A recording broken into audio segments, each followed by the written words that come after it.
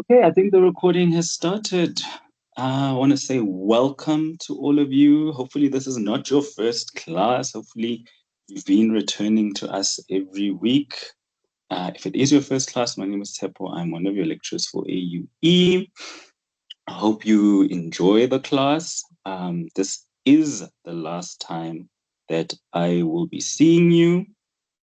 Until lesson 10. Okay.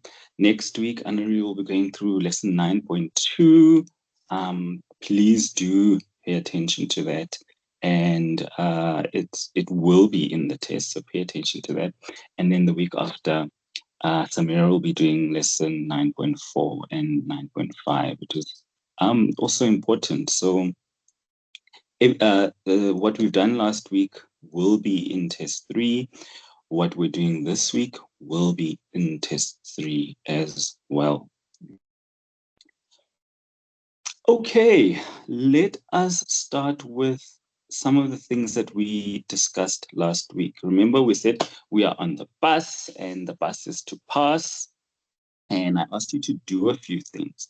And it's important that you do the things that we ask you to do, because that is the bus that is moving, that is the bus that is going to pass the module. As soon as you're not doing everything that we ask you to do, you are now getting off the bus. And that's problematic, okay? So from last week, what I had asked you to do was, I did ask you to do activity 8.1 after we've done the class. I asked you to go through analytical procedures. I asked you to go through CAT. So I hope you have been able to do that. Try not to fall behind. I hope you see how easy it can be to fall behind. And as soon as you're falling behind, you're now getting off the bus that's trying to pass this module. Okay. Alrighty. Also some tips to you for test 3 in terms of integration with other tutorial letters. You can expect integration with ethics, and you can expect integration with lesson 3. Now, lesson 3 is a very long lesson, so you need to really go through it in a lot of detail now. Now that you know what aspects of previous tutorial letters are going to be integrated with, you can now focus as well on all your lesson 104 lessons. So you could do really, really well if you focus on your tutorial letter 104, and then you focus on what I've said is going to be integrated for test 3. Okay, so we are really meeting you halfway. Hopefully you can do very well then for test 3. All right. Now we're going to go into revenue and receipts. And then also towards the end, it's acquisitions and payments. But mainly it's going to be revenue and receipts. And once you understand how that works, it should be easier for you to go through acquisitions and payments business process.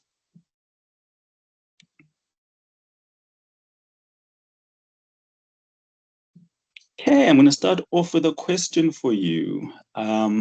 Here's a general ledger that we had last week. Yeah, we never said what type of business this company does, so we don't know any of that.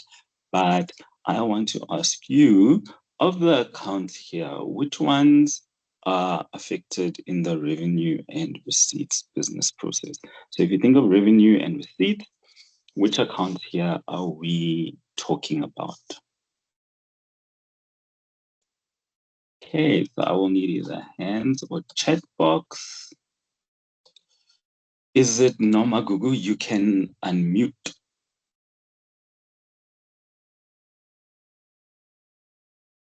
You can, yeah, there we go.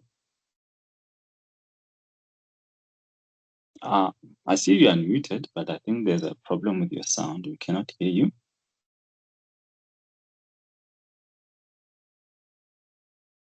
Yeah, I think there's a problem with your sound. Anyone else want to give it a try? Of the accounts here in our trial balance, which ones are related to the revenue and receipt business process. You can unmute yourself, as Temi.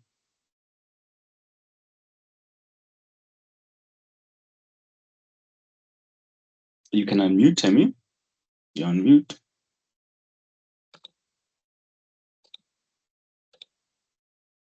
Okay, Simukwena, you can unmute yourself.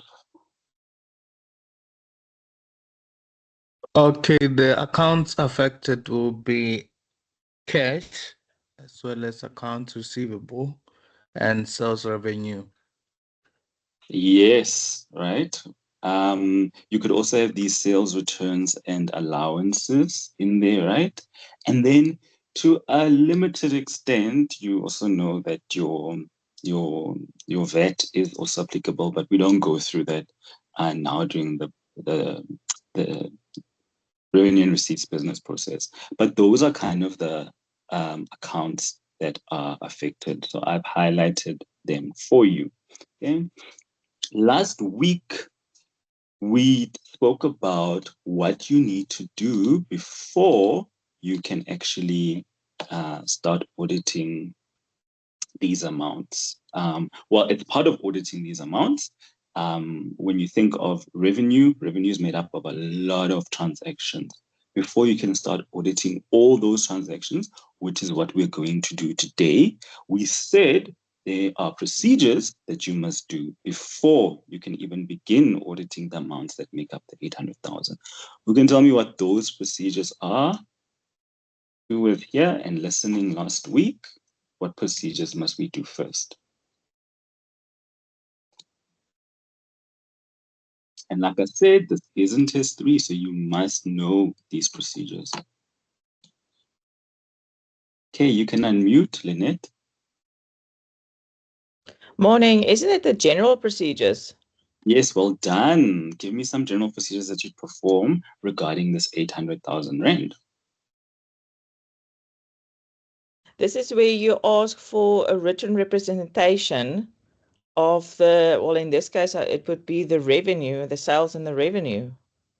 Correct. What else?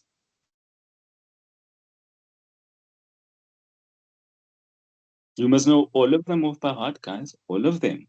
Okay? Those are things that the general procedures are part of the passing bus. You must know them. Okay? What other procedures, Lynette? I must be honest, that's the only one I remember. Well, do you know what the 800,000 is made up of? Okay, so then it must be the written representation of the accounts receivable amount. No, so now I'm just dealing with revenue. So I'm saying, what are the general procedures for revenue? And you said the written representation. Yes, you must go get a written representation. And then I'm saying to you, do you know what makes up the 800,000? This is where you cast you cast the figures that will make up the sales revenue. Yeah, but answer my question. Do you know what makes up the 800,000? No, that will be the list of transactions. Yeah, so you must request that, right? You must go and obtain the list of Yes. transactions that make up the revenue. And then once you have that list, what are you going to do with it? Then you can cast it. Then you can cast it. And then once you've casted it and it adds up to 800,000, what must you then agree to?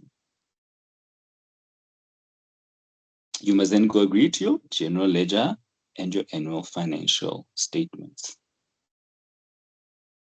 Okay, so you have a list. Your list must agree to this TV, it must agree to your general ledger, and it must agree to the annual financial statements. Okay, so there's a lot of general procedures. You must learn them, please. Like I'm saying, you will see them throughout all your assessments. Students forget about general procedures, even at a board level, they forget about the general procedures and they don't earn all their marks. And the truth is, these are the easiest marks. Why? Because you get them for doesn't, regardless of whether you're putting account balance or class of transaction, you're going to get these marks. So for receivables, they don't really change. Besides the fact that for receivables, you now have an opening balance. So you have to agree your opening balance as well, because it's an account balance. So if you've forgotten, please go back. Please make sure you do activity 8.1. Make sure that you write notes. Make sure that you revise your notes. So when we are now auditing revenue and receipts now, we've already done those procedures. So we've recalculated any schedule that we've received from the client. We have gotten the written representation with regards to revenue. We've agreed the amounts from the total of the schedule to our trial balance, to our general ledger, and to our financial statements. We've done any analytical procedures if we need to do any analytical procedures. We've looked at minutes of meetings, authorizations of important decisions. So all of that is already done by the time we now go into this business process specific procedures.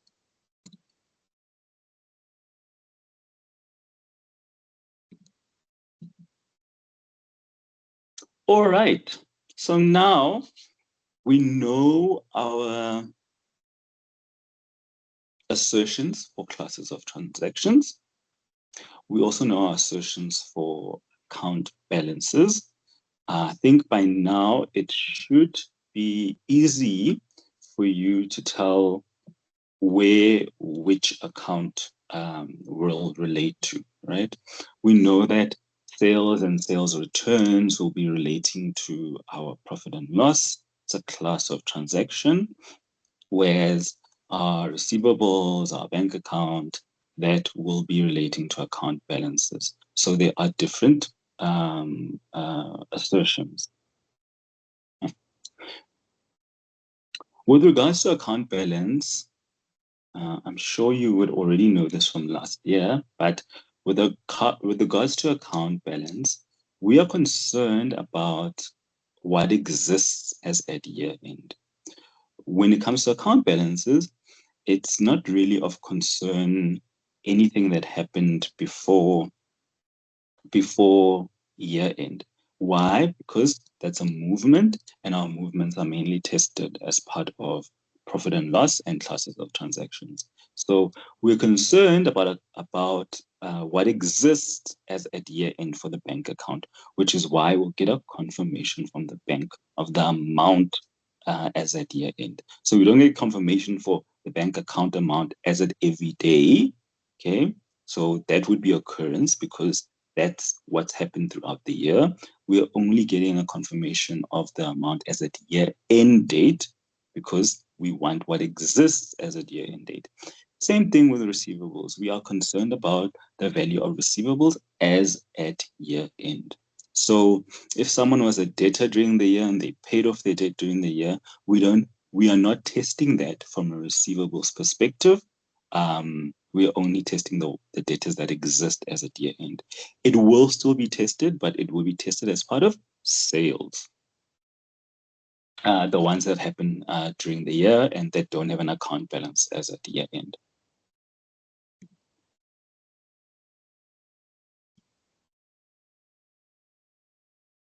Okay. Now that we've spoken about our account balance, tell me, what are some specific source documents that you think will be involved in this process? We've now spoken about these are the accounts that are part of this business process. Excuse me. What source documents do you think relate to these accounts? Also, hands or chat box. Colleen, you can unmute yourself. Hi, Tepo. One of the source documents, I think it's an invoice. Yes, a sales invoice. Yes, Sales invoices. yes. Do you know another one? Let me give another student to try another one. Okay. Oh, another student. Okay, another student. Remufilwe, you can unmute.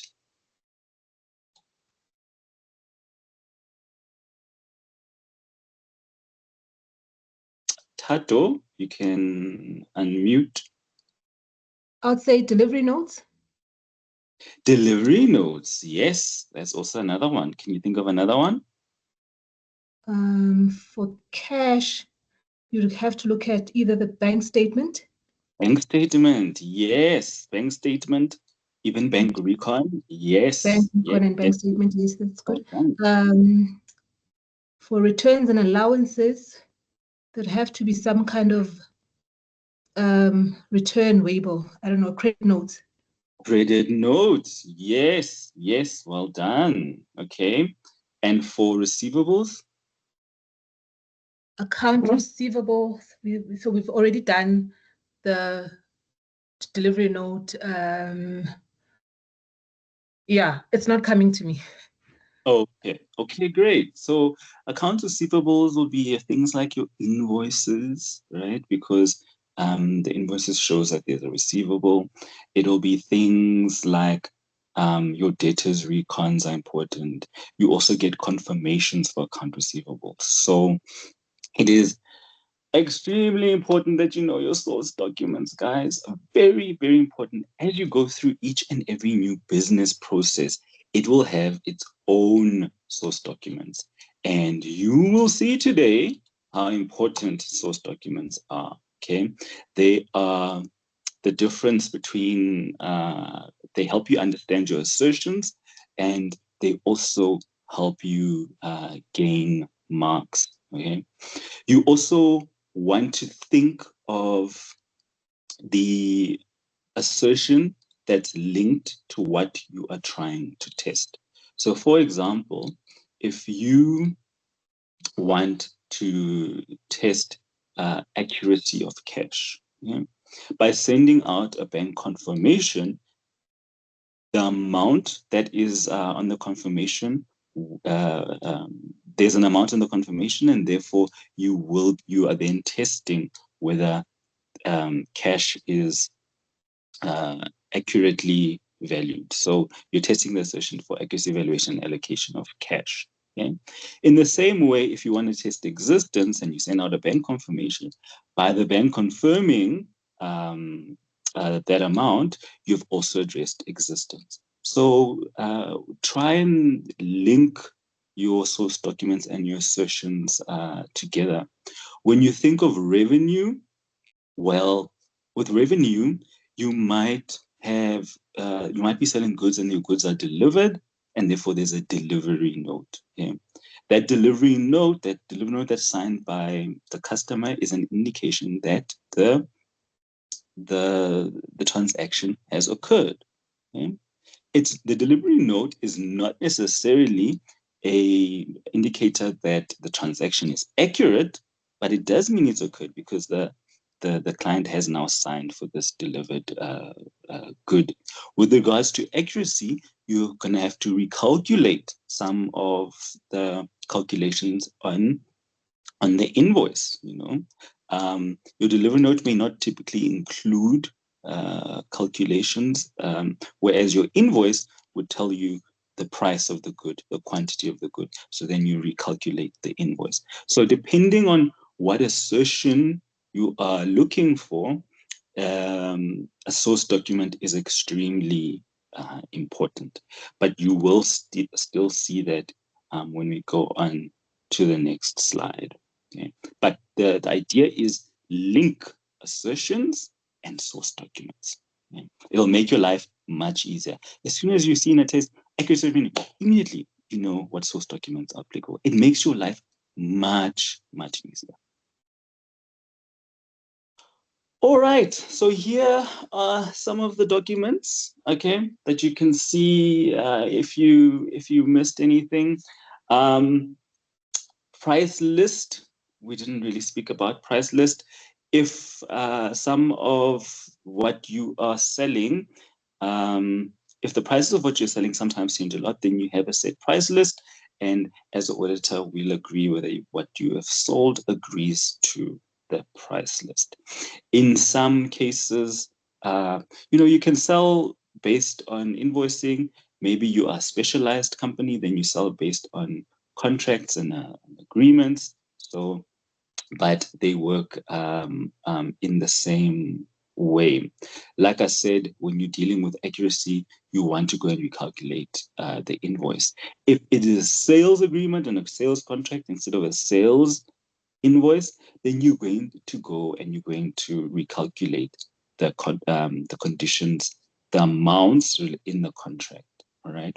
So understand that your source documents are dynamic. Okay, they move with the scenario. So students will want to give us procedures about invoices when the scenario clearly said that all sales is based on contracts. And because they've seen invoices another question and they want to give us procedures on invoices, but then you must understand the source document is dependent on the scenario. So use the source documents that are in the scenario. Once you've exhausted all the procedures about the source documents in the scenario, then you can move out to other general source documents. We talk bank statement, yes, bank reconciliation, debtor statements, debtors recons, we'll talk about that a bit later, debtors dispute file, debtors confirmations, debtors agent analysis. We will talk about that a little bit later. I tell you that you must know your source documents, please.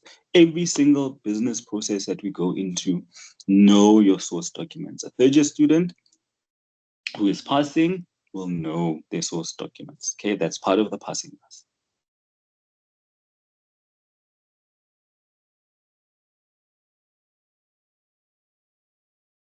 Okay. Up to now, we haven't even audited any of the amounts that make up that 800,000. So that's now where we are going. We are going into the amounts that make up this 800,000. So remember I said to you, what makes up this 800,000? You must go ask the client, give me a schedule that makes up this 800,000. And that's where we are. We have now received our schedule, and the schedule adds up to 800,000. But we don't just assume that. We will always recalculate to ensure that it adds up to 800,000.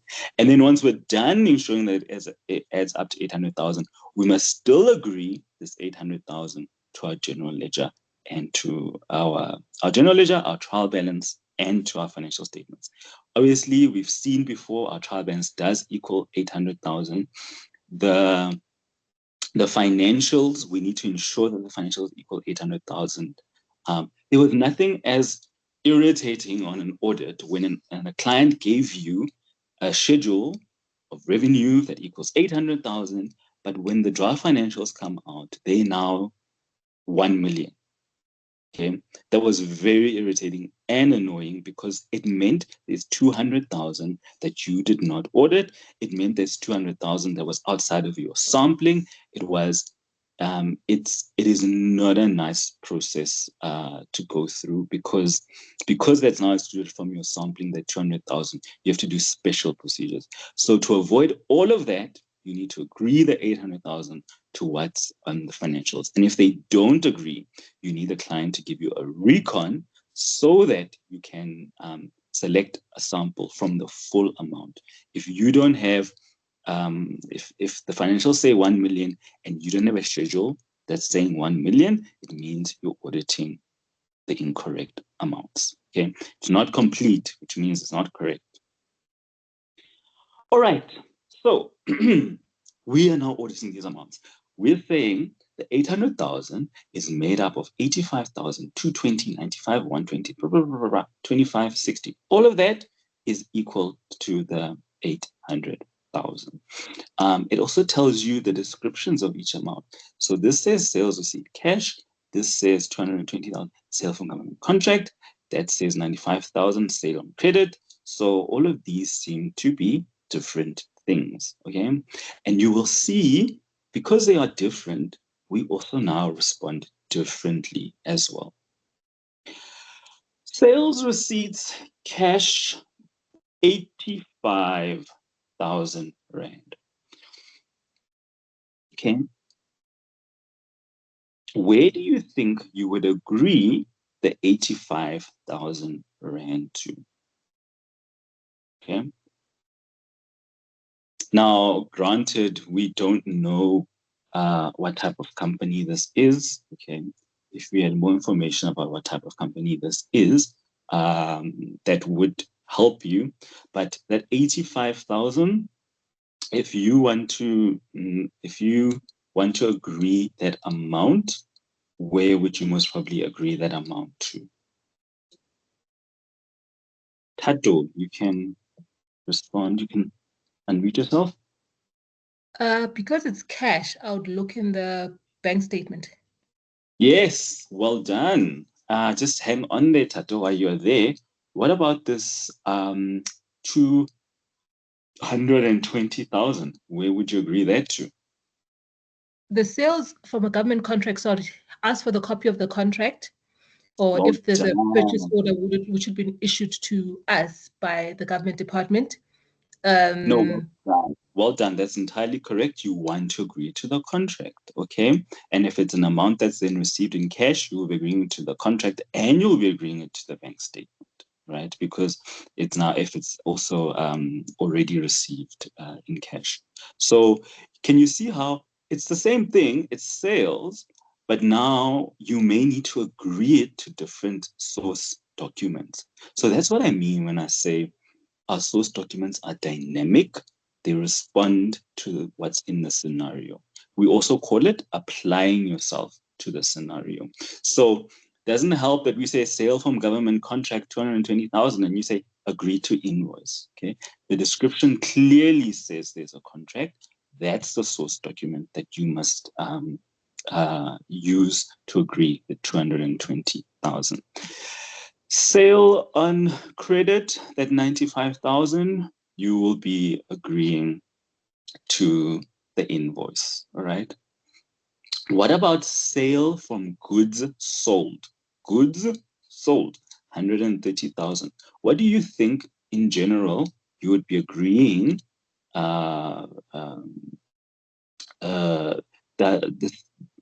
130,000 from sale of goods sold? In general, what do you think you'd agree that to? Sekgofatso, you can unmute.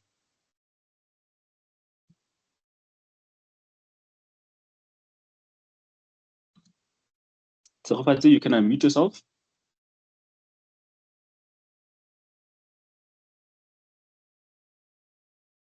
Okay, anyone else want to give it a try? Simukwena, you can unmute yourself. Delivery note if they have delivered the goods.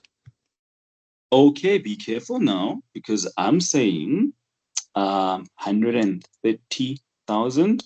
So right now I'm dealing with the amount, right? So when we're dealing with the amount, you want to be tying it to whatever the invoice for the goods is.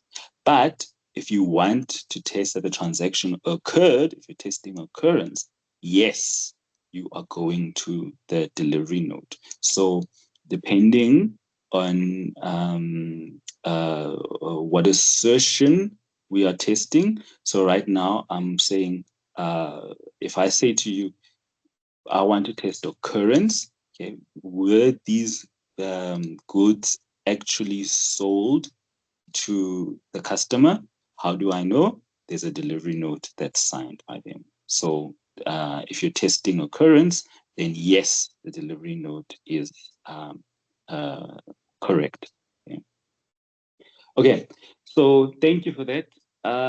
Let's focus on the occurrence assertion now, okay? So we've kind of gotten the hang of it, okay? Now we're going to focus on the occurrence assertion for all of them, right? So sales receipts, and it's a cash receipt. Yeah? Now we're focusing on the assertion of occurrence. Now we're not focusing on accuracy. If we were focusing on accuracy, then yes, 85,000 would then be tied to the bank statement. Yes, but we're not focusing on accuracy now. We're focusing on occurrence. has this transaction occurred?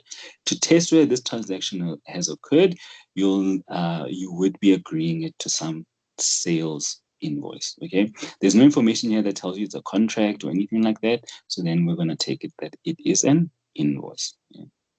Sale from a government contract. Has this transaction occurred? Well, you will go inspect the contract. You want to inspect that the contract is signed by the relevant parties, and therefore you know that the transaction will have occurred. Sale on credit. Has that occurred? You will agree that to the invoice. Yeah? Sale from services rendered. Either you'll agree that to an invoice, or if we have said that the client has signed a document to indicate that the services have been rendered successfully, you will then inspect that document.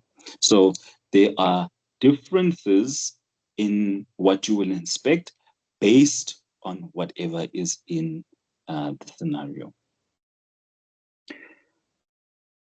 Sales return. Okay, if you go back to, we'll come back to sales return later, because we're trying to test whether a revenue transaction has occurred. This is not a revenue transaction. This is a revenue return or sales return transaction. Here, there is a description that says adjustment to revenue, 60,000. Okay. What are we going to do to test that adjustment?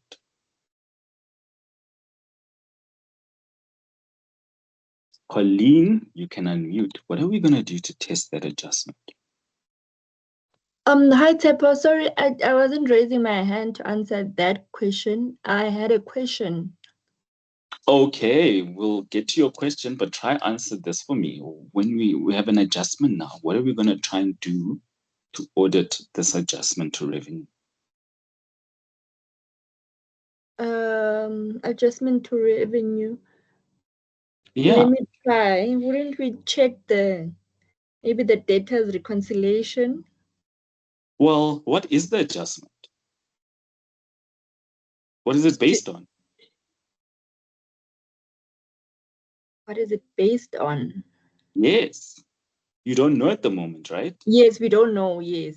You need to go ask. You need to inquire. What was the reason for this adjustment that has been put through to the revenue general ledger account? And once you have that information, you then need to go and obtain supporting documents that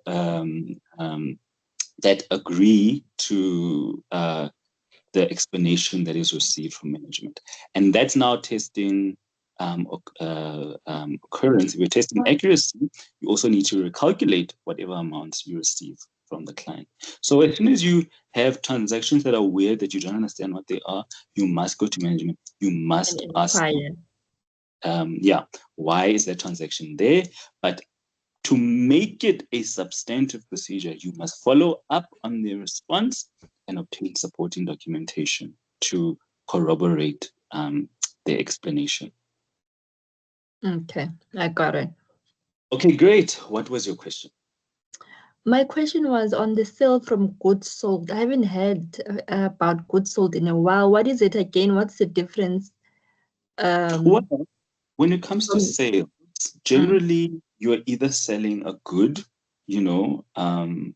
cell phone, books, laptop, batteries, whatever you're selling is a good, as opposed to a service. And if it's a service, then you're talking about dentists providing a service.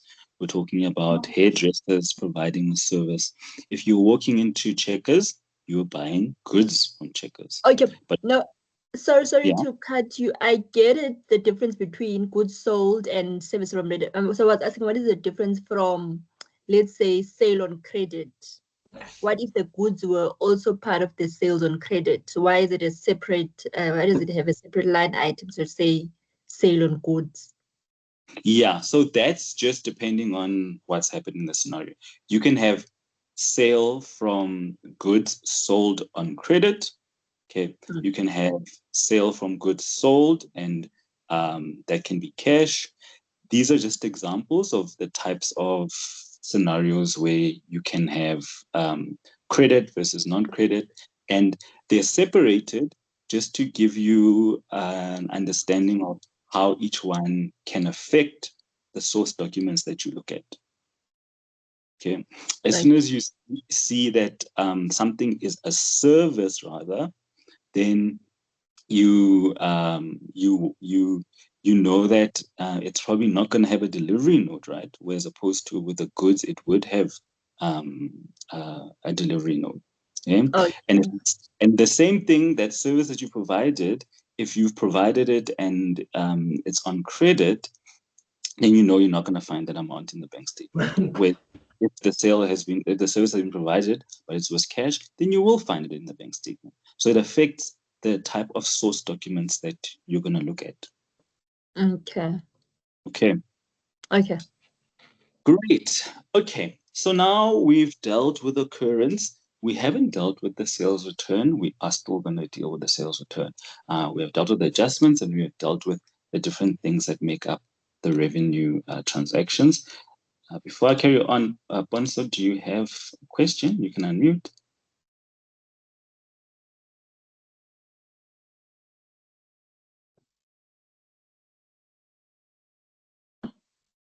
Hi, Tebo. I just wanted to ask, you said that when we ask management, we can verify with supporting documentation. I just wanted to ask, we can say supporting documentation, we don't have to mention the documents. Yeah, so with things like that and with analytical procedures, okay, those are the only times when we'll accept you just saying and a source document. Why?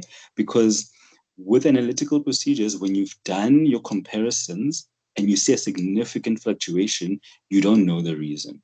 You have to go ask management. Management needs to give you the reason, and then you need to go find supporting documents to support the explanation you've received for the analytical procedure fluctuation.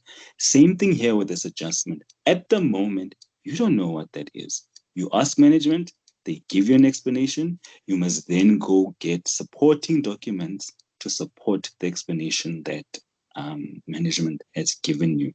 So those are the only two times that we accept you saying and obtain supporting documentation without you being direct in what supporting documents it is. You see all the other items that are happening here. It's very clear what type of source documents you can go and have a look at. But adjustment to revenue, it's not very clear. Yeah. All right. Great. Another example to give there with regards to adjustments is if the scenario says that the adjustments made based on back and forth emails between the CFO and the financial manager, then we expect you to be able to say, go and I would inspect the email correspondence between the financial manager and the CFO, because there we've given you the source document that you must go inspect. Okay? But in a case where it just says adjustment, you must first go ask, and then you must obtain supporting documents to support what management has said. All right, thank you. Great. Before we move on, let's see if there's other. Deboho, do you have a question? You can unmute. Yes, sir. Good morning, sir. I have a question. So I'd just like to ask, sir, how do we know when to test a specific assertion? Does the question or the scenario guide us, or like how do we go about it? For example, how do we know when to test accuracy, or if we should test occurrence? Okay. I'm gonna ask one of the students to answer that. How do we know when to test which assertion?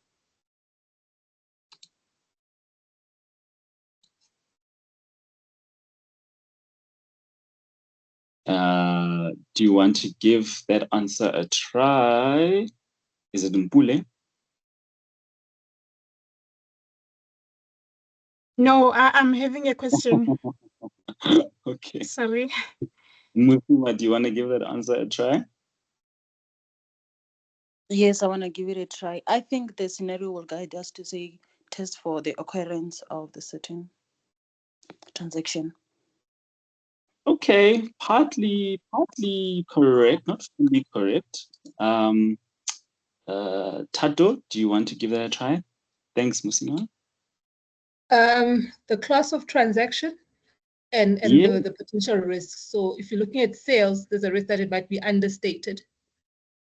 I mean, it might be overstated, and your data might be, or the data's write-off might be understated. So you look where manipulation could occur to the advantage of whoever's presenting it. Yes, but there's an even easier explanation, right? If you want to know what assertions you must test, how would you know? How would you know what assertions you must test? For example, for revenue, how would you know? Thelma? Good morning, everyone. So I think for the assertions that you're going to test relating to the account that you the account that you want to validate, for example, for revenue, you'll be looking at the class of the transactions. Revenue, there's no way that you will be asked to test for existence because it's not. We are not looking at the closing balance for that is like cash and your receivables. Asked to test for existence. But for revenue, you're going to be testing that for revenue and all the income statement accounts, you're going to be testing for your accuracy, you're going to be testing for your occurrence, you're going to be testing for your completeness. Well done. Well done. I'm going to hold you right there. Well done. Okay. So I'm going to go back to where we dealt with this. Remember before, this is where we said what assertions relate to what account. Okay. For as long as you're in profit and loss, okay, so sales and sales returns, those are part of profit and loss. And therefore, these are all the assertions that you must test for sales and sales returns. For anything that's on your financial position, your account balances, these are the assertions that you must test. Okay. As the auditor, you will test all these assertions for receivables, all these assertions for bank account. As an auditor, you will test all these assertions for sales, all these assertions for sales returns. Okay. Now, granted, some of you know that in a question, we might limit you. So instead of saying, just sales will say, provide the procedures that you would perform to test accuracy of sales.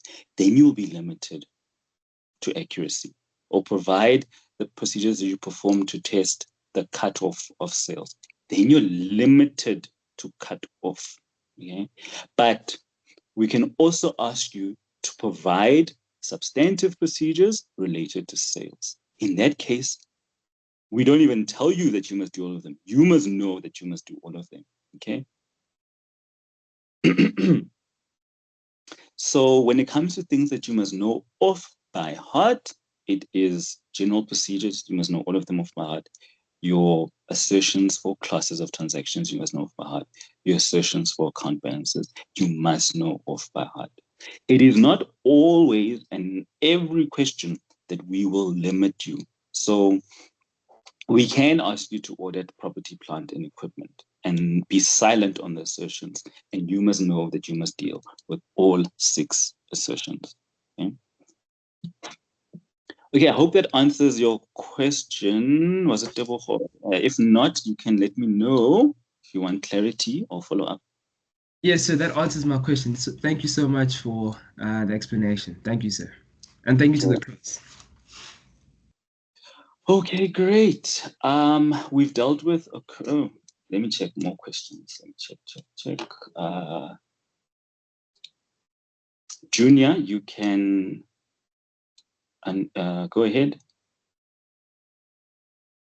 Good morning. I just want to find out With regards to adjustment to revenue, will I be wrong if I say that the first point of departure is to check your journals for narrations in terms of adjustment before I can actually go and ask management to see what was happening there?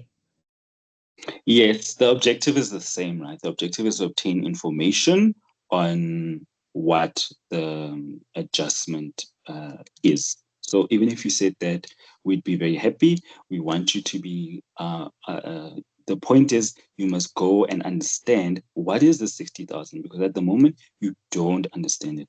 And then even once you've checked the journal narration, you must still go and obtain support for that. Okay, so in both instances, you're finding out what is the reason, and then you're obtaining the support for the reason. So whether you go and ask management and you obtain the support, or whether you go and inspect the journal narration and then you go and obtain the support for that, it's the same thing. Okay, as long as you are, professional skepticism, you must ask questions. What is this amount? And you must also obtain supporting documents to support the explanation. Okay. Link the idea of the adjustments and analytical procedures, because when you do analytical procedures and you come up with fluctuations or variances that are significant, you must also ask management for the reasons, and you must obtain corroborating supporting documents to support the explanation. So link those two together, okay? Adjustments and analytical procedures, analytical procedures, the procedures that you must do related to those two are quite important. Okay, thank you, sir. Okay, great. Next is Mpule. Okay, thank you and good morning. My question is in relation to line item number 2, sales receipts in cash. So I heard it was indicated that the source document would be the bank statement. So now I want to check what if wait. Okay. We went through first discussing, what are the types of source documents that you can agree these amounts to. Okay. And yes, it was bank statement. Okay. Then we were specifically focusing on occurrence. You see that at the top there, okay, occurrence. And then when we spoke about whether this has occurred, even though it's cash, your source document is going to be the invoice to agree whether it has occurred. Okay, if it was delivered, then your source document will be a delivery note. If it's a contract, it'll be the contract. So just remember that it's dependent on the assertion. Okay, so it's not just 85,000 and it's bank statement. If we're dealing with occurrence, then you're going to go look at your invoice, or if it's delivered, delivery note, and so on and so forth. Okay. Okay. Yeah. But now, yes, I wanted to check what if the business received money in terms of hard cash. The money was not deposited into the business account, bank account. Can't other source document be the okay, deposit, the receipt book or something? I hear you. Okay. Remember now we're auditing revenue, so we want to know that the revenue transaction has taken place.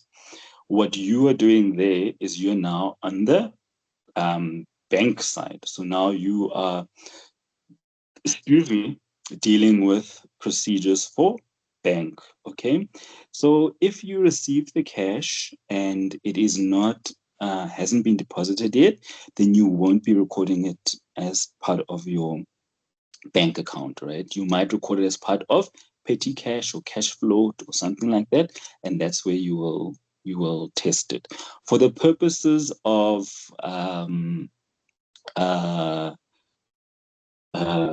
agreeing the 85,000. That'll be for accuracy. Now, accuracy, valuation, allocation. It won't be for occurrence. For the purposes of that, you will then agree to what what? If it's a petty cash, you'll agree to the petty cash register. If it's a cash float, you'll agree to something that's on the cash float register. And if it's a bank, you'll agree to the bank statement. So, but don't worry too much about, your petty cashes and your cash floats. We don't really deal with that in third year. We concentrate on the main thing, which is the bank account. Okay, thank you. Okay, guys, I have to say we're probably going to go a little bit over 2 hours because we have had a lot of questions. So I'm apologizing in advance. Dombi, guys, said you can unmute.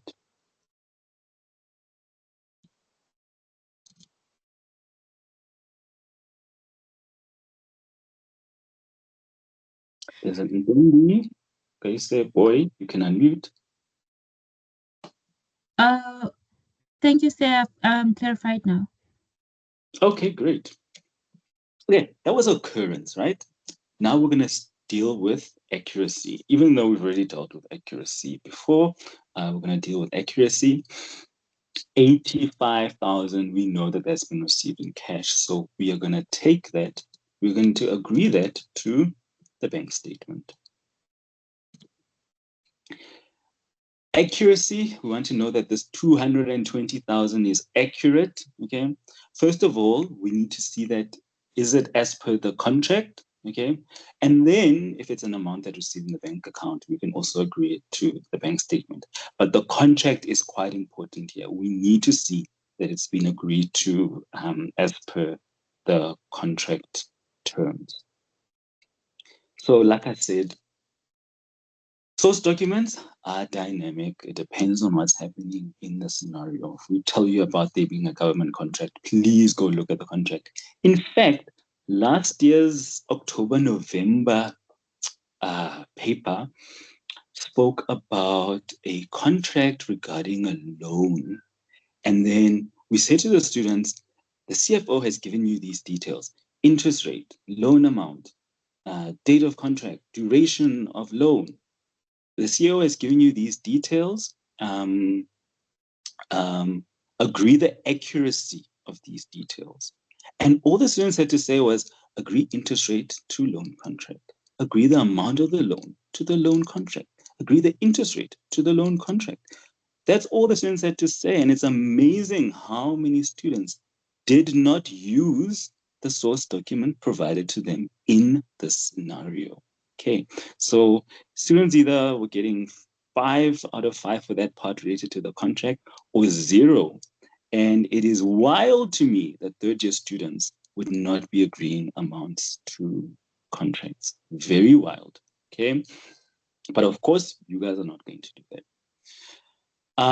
Agreeing the accuracy of the adjustment. It is an adjustment, so there might probably be a calculation involved, so there might be recalculations required for this revenue amount. Whatever supporting documents that you get from management to tell you what is the adjustment, you must also recalculate. Okay. Also, even with these ones, okay, if the 220,000 is made up of price times quantity, you must go recalculate that price times quantity. So that 85,000, if yes, it's the amount is based on the invoice, but you must go recalculate the invoice as well. The 220,000, yes, it's based on a contract, but you must go recalculate amounts that make up the 220,000 as per the contract. Okay. Okay, there doesn't seem to be any questions. Oh, Dumsile, you can unmute.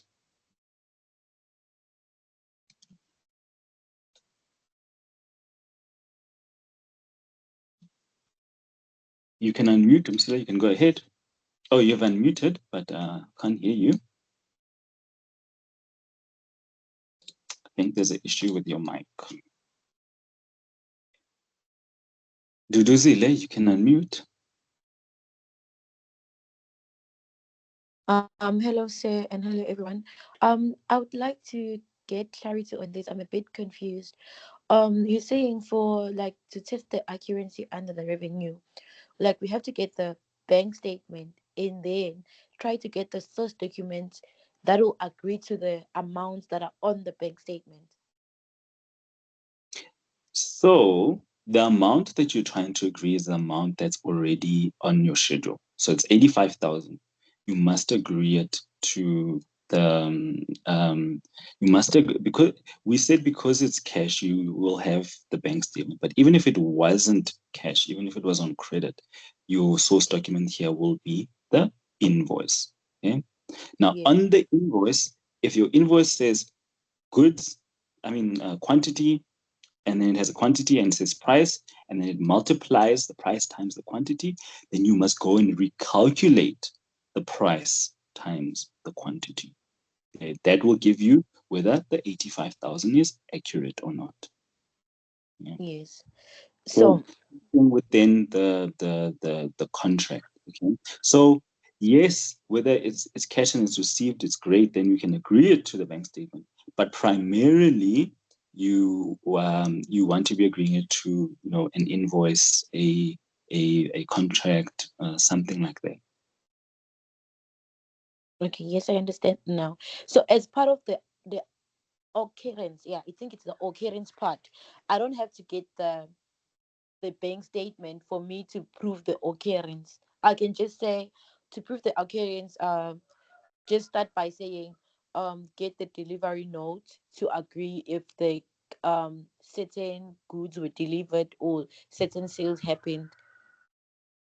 Yes, that's a primary document. Okay. Oh, okay. Then I can just continue just to prove the occurrence.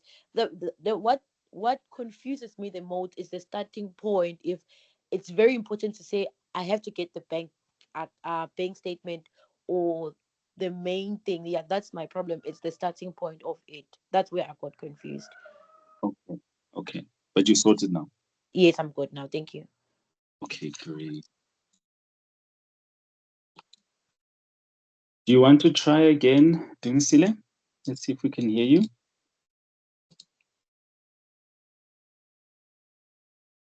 Okay, yeah, I'm sorry, your mic is not working. Boyogazi, you can unmute. Hi, sir. I have a question about the example you were giving. I think it was, you said last year's October, November, about how they were given a loan agreement. So please, can you repeat what you were saying? I'm not sure if you said you weren't happy that they only were speaking about a loan agreement, or like what were you saying about that?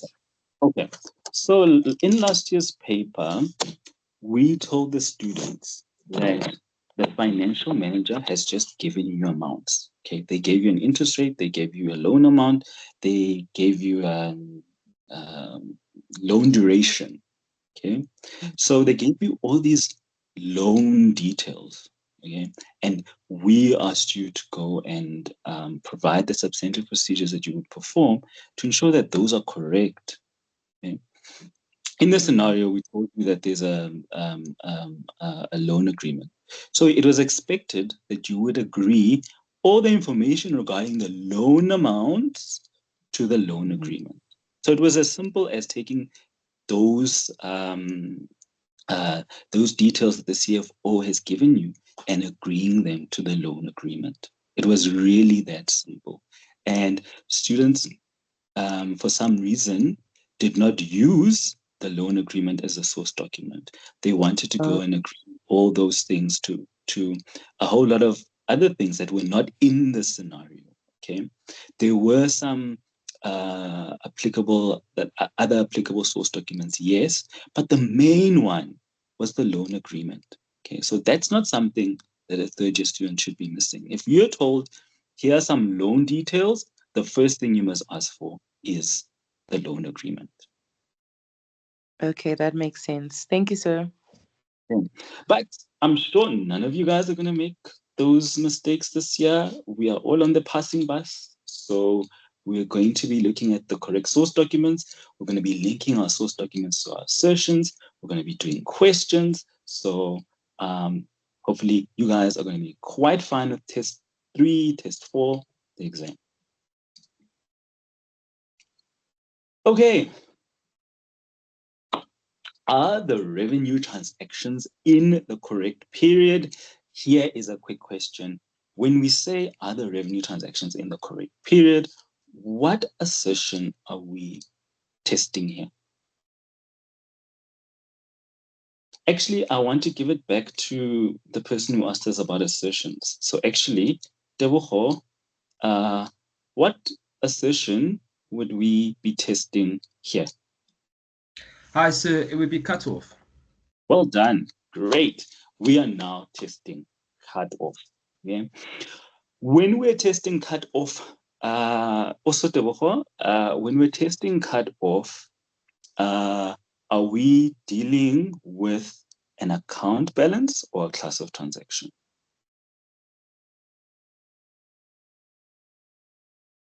It would be a class of transactions, sir. Well done. Okay, I'm going to go back quickly. Okay. Cutoff is only under classes of transactions. We do not have cutoff for account balances. Why? Because our account balances are as at one date, 31, well, the year-end date, let's say 31 December. With regards to our classes of transactions, they occur throughout the year. So it's not just as at year-end or 31 December. It's from 1 January all the way to 31 December. So it's important that they are included in the right period, whereas our account balances are as at a specific date. Receivables are as at 31 December, our year-end date. Bank account amount is as at 31 December.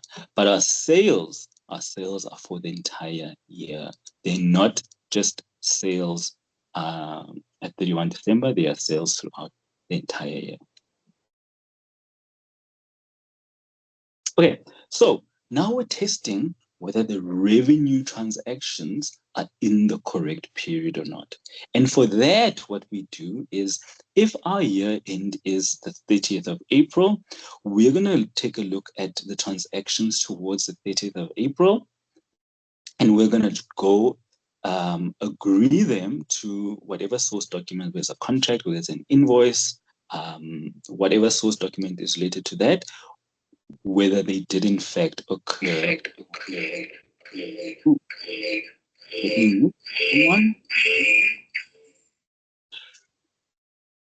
Okay, seems like it's fine. So whether they did in fact occur in the in our financial period. We also take a look at if the transactions just after year end as well. So if our year end is 30 April, we take a look at all the adjustments after, not adjustments, all the transactions immediately after year end as well, because it could happen that transactions that were supposed to be recorded in the current year have actually been recorded in the following year. So that's how we're going to test whether the transactions are recorded in the right period. We're looking at our year-end transactions. We're agreeing them to the source document, and specifically the dates in the source document. Okay? Same thing with the transactions after year end. We're going to agree them to source documents, but specifically we're looking at the dates. So the type of errors that students make when they're testing cutoff is they don't look at the dates. So they'll say, inspect a sample of transactions close to year end for cutoff. No, we need to know that you're looking at the dates. What's important with cutoff is the dates. Okay. Okay, any questions on cutoff? Doesn't seem like there's any questions on cutoff.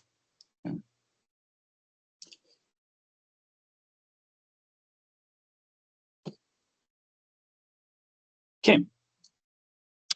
The rest with regards to revenue are not that not as intense or hectic. Is a revenue total of 800,000 complete? Now, when it comes to revenue, management generally wants to overstate revenue. So the chances of revenue not being complete are very small. It's almost the other way around, right? There's a chance that revenue has been overstated rather than understated. So with regards to revenue completeness, our main procedures for revenue completeness are analytical procedures, which you've already done. there is a question on this in the tutorial letter as well. But completeness is really not one of the more important assertions with regards to revenue, but our main procedures for it is analytical procedures. Excuse me. Have all the revenue amounts been correctly classified? Classification. Okay. Now we're going to go back to where I said we would deal with it later. Remember the sales return. You see this amount? Sales return and 25,000. Okay? If we go back to our TB, okay, we have sales return 800,000, and then we have sales revenue 800,000, and then we have sales returns 20,000. So clearly, this is a classification issue because that should have actually been posted to the sales returns and allowances account. How would you spot issues with classification? You will go and you will inspect the general ledger. Okay? You're inspecting the general ledger for any unusual items or transactions in the general ledger, because that will indicate to you something that should be recorded somewhere else. Has the revenue been appropriately presented? That means in the financial statements, have they declared, disclosed revenue in the way that is supposed to be disclosed as per IFRS, So yeah, these are also, assertions. They're not your most major assertions. They're not gonna be earning you a lot of marks. Sometimes we do test completeness as part of analytical procedures, but for the most part, the cut-off, the accuracy, the occurrence, those are quite important. Okay, Vuyokazi, you can ask your question.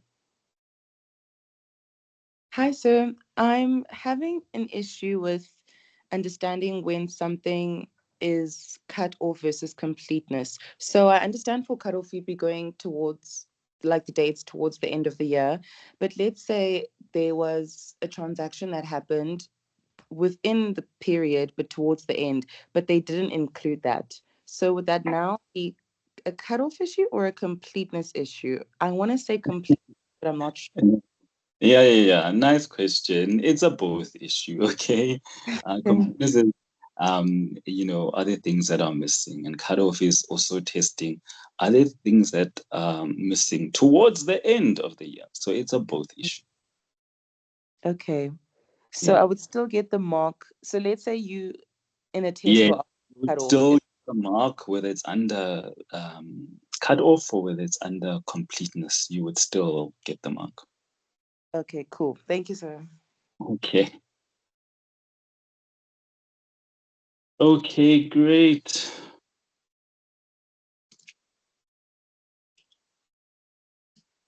Okay, now we are going to deal with receivables. And we're going to try and move quite quickly.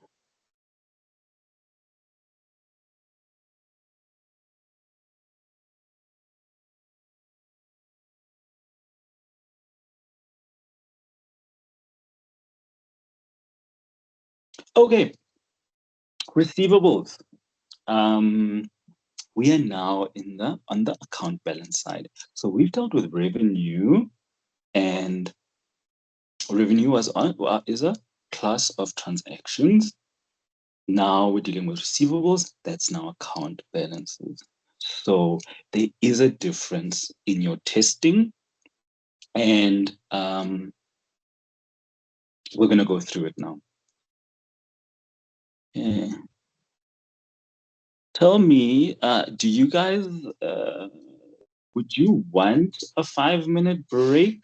Do you need a comfort break, or are you fine to carry on? Just let me know in the chat box. If you are fine to carry on, give me a thumbs up.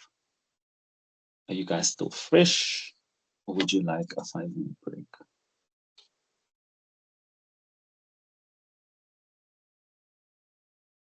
Okay, I'm seeing carry on, lots of carry ons. Okay, I'm seeing lots of carry ons. Okay. Is it Philistus? I'm sorry. A lot of people are saying carry on. Almost everyone is saying carry on. Okay, so we are going to push through. We're now dealing with account balances. We're now dealing with receivables. Remember what we said is different with regards to receivables. With regards to account balances, they have opening balances, whereas our classes of transactions don't have opening balances.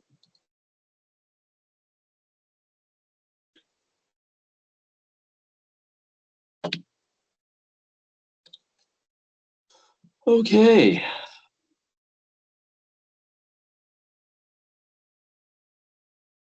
Okay, some special things with regards to receivables. Sometimes there are disputes.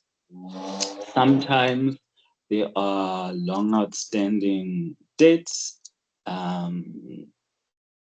There's reconciliations, there's confirmations you can get for the debtors. All of this, whenever there's disputes, whenever there's long outstanding debts, it's important to know what source documents you must then look at, because we can tell you in the scenario that there are disputes. So then you must go look at the disputes file. You must go look at the correspondence between the parties that are disputing, email correspondence or some type of written communication between them and the lawyers or something like that. With regards to long outstanding debts, how do you see long outstanding, sorry, it's not long outstanding debts, it's obviously long outstanding debtors. You'll see that on the age analysis. And if you have long outstanding debtors, there could be an issue with recoverability, you being able to receive the amount that is owed to you. Yeah. Debtors reconciliations are also quite important, and debtors confirmations are really important source document because they will address existence and they will address accuracy, valuation, allocation. They can also address completeness. So your debtors confirmation can address so many of your assertions. It's a really important source document.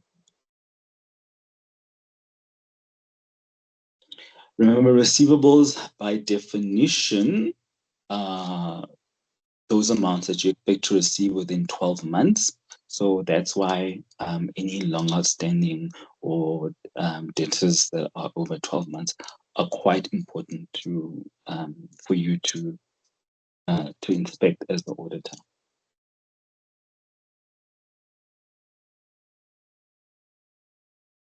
Okay.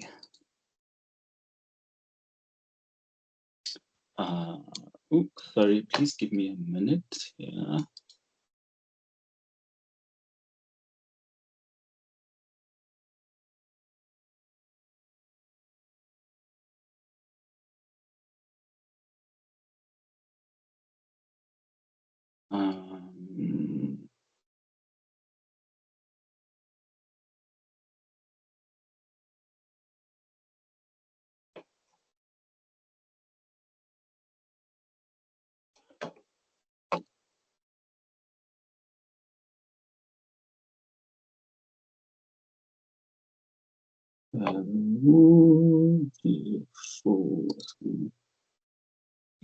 Okay.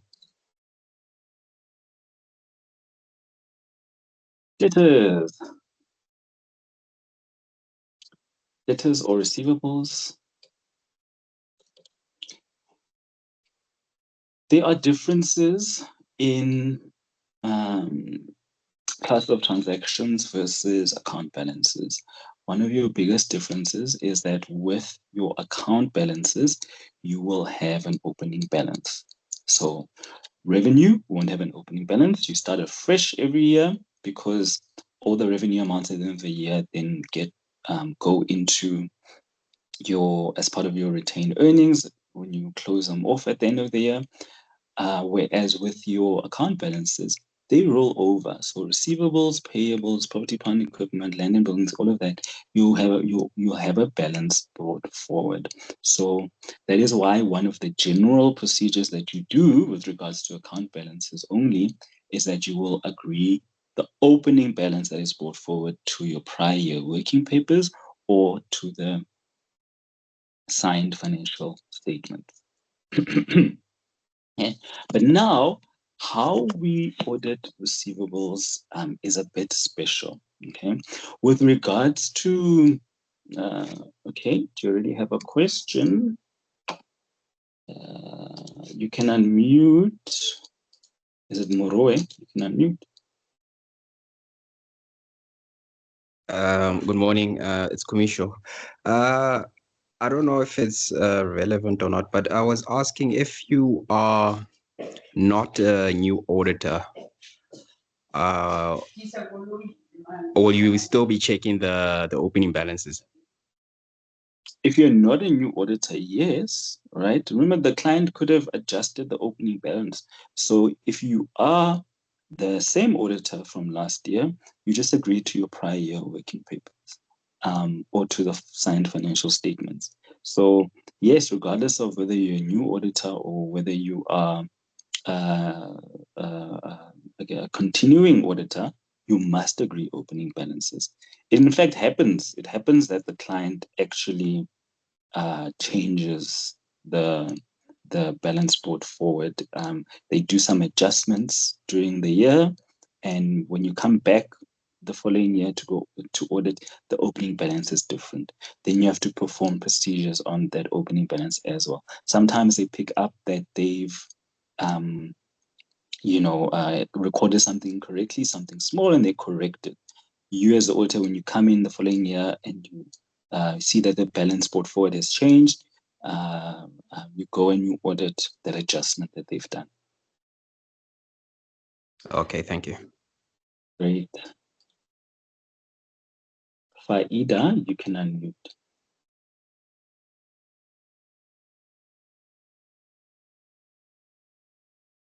Faida, you can unmute yourself.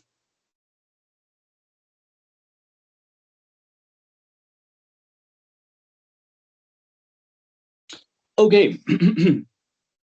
I think there's you haven't unmuted, so I think there's probably an issue on your side. When we're auditing receivables, here's our receivables ledger. But receivables is special. Not only does it have a general ledger, it also has sub-ledgers. So when we see this credit sale from customer A there, and a credit sale from customer B, cash received, and other credit sale for customer A, there is a sub-ledger there, okay? The debtors ledger, that will have a separate ledger for customer A, a separate ledger for customer B, and C, D, all of them, okay? And we had said before, when we're auditing an account balance, we are auditing existence, not occurrence. So we only want those debtors that make up this balance of 80,000. We are not concerned about debtors that came in during the year, that had a debt during the year and then paid it off during the year. We're only concerned about the debt that is existing as at year end, okay? That's existence, right? We're not concerned with occurrence when it comes to account balances. We're concerned with existence.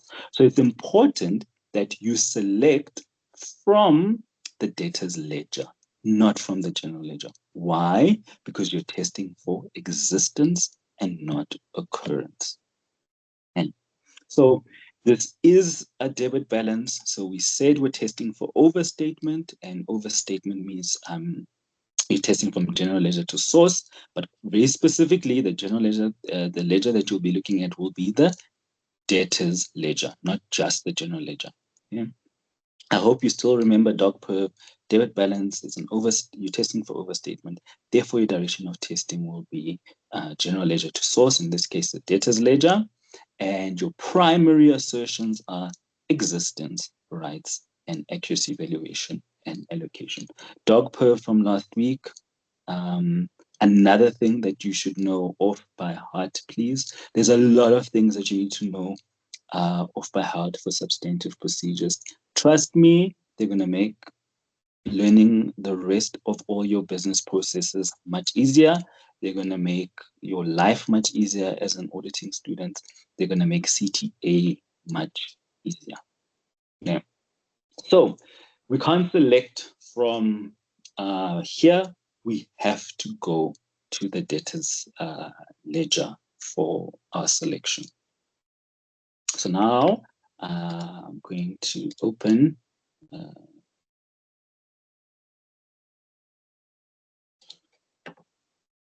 our debtors ledger.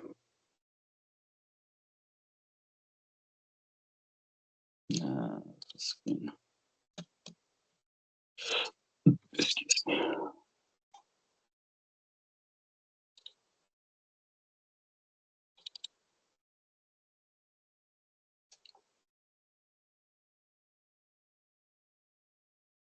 Okay, so that is our debtors ledger. That's what it would look like. It would have each and every single customer, and it will show you the transactions that the customer has gone through throughout the year. If you add up the balances of all these customers, 30,000 plus 35,000 plus 80,000, 15,000 equals the 80,000 that's sitting in our general ledger, and it also equals the 80,000 that's sitting in our trial balance. So this is your source, okay? Not the general ledger. Why? Because you want the debt, the debtors balance that exists as at year end. So that's something that is special about receivables, and it's also the same for creditors. Both receivables and creditors have separate ledgers relating to each customer, and you only want to select the ones that exist as at year end.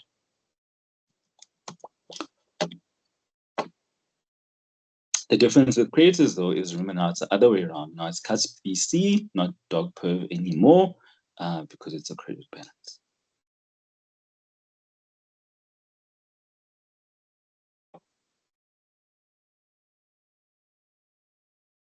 With regard to testing, okay, I think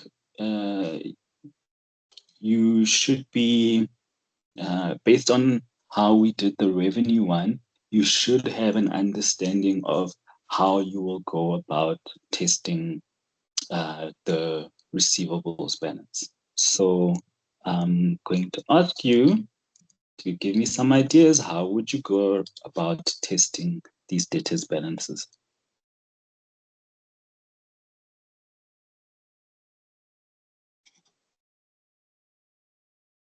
Okay, I'm going to need some hands. How would you go about testing these debtors balances? You can unmute Akona.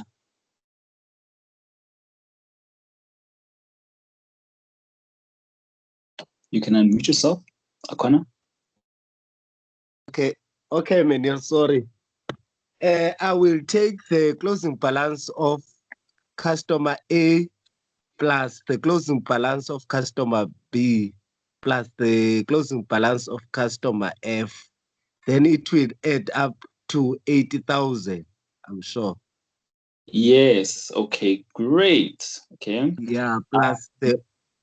If I'm saying to you, I want you to test existence with regards to customer A, okay, what are you going to do to address existence with regards to customer A?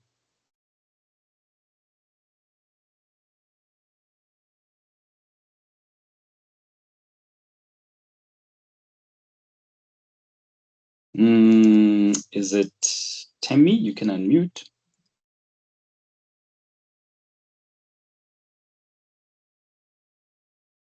Tammy, you can unmute.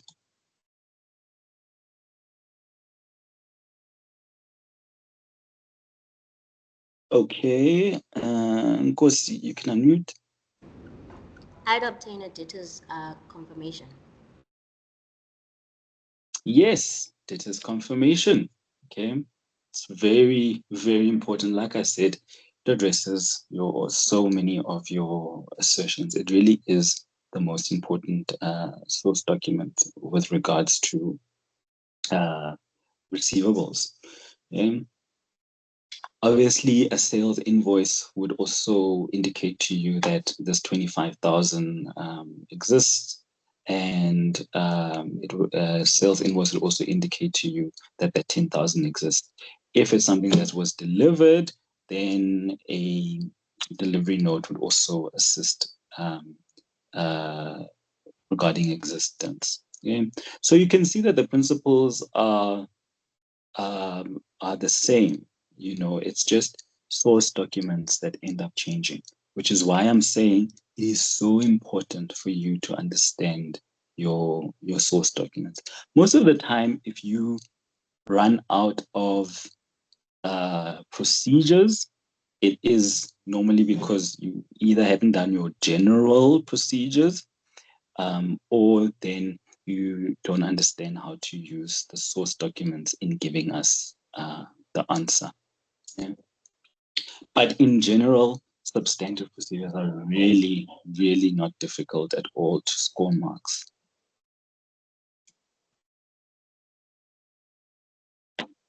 Okay.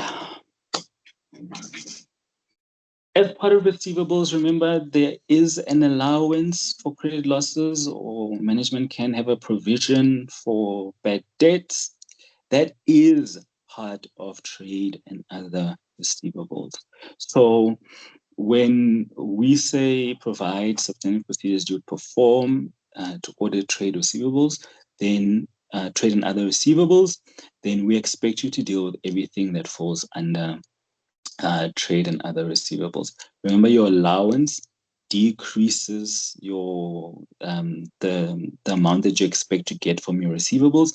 Your receivables stays the same. The allowance for credit losses decreases that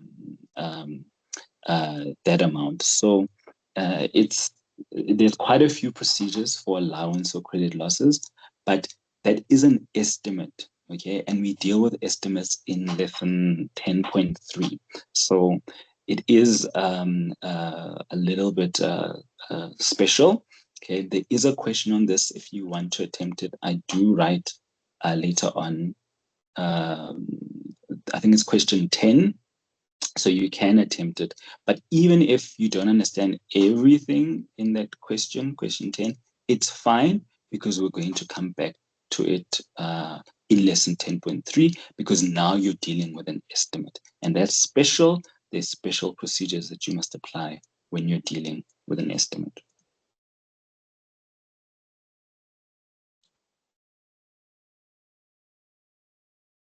Okay, reconciliations are important. We've already reconciled our 80,000, but even within customer A, you could have a reconciliation for customer A, a reconciliation for customer B, which is essentially what this would be. It's reconciling the opening balance to the closing balance for customer A.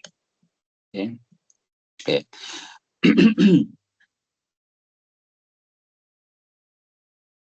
Okay, that's about it on revenue and receipts. Any questions on revenue and receipts before we move on?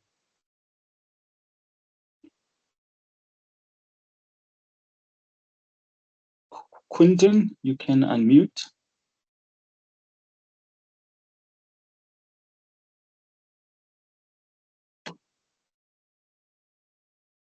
Quinton, you can unmute.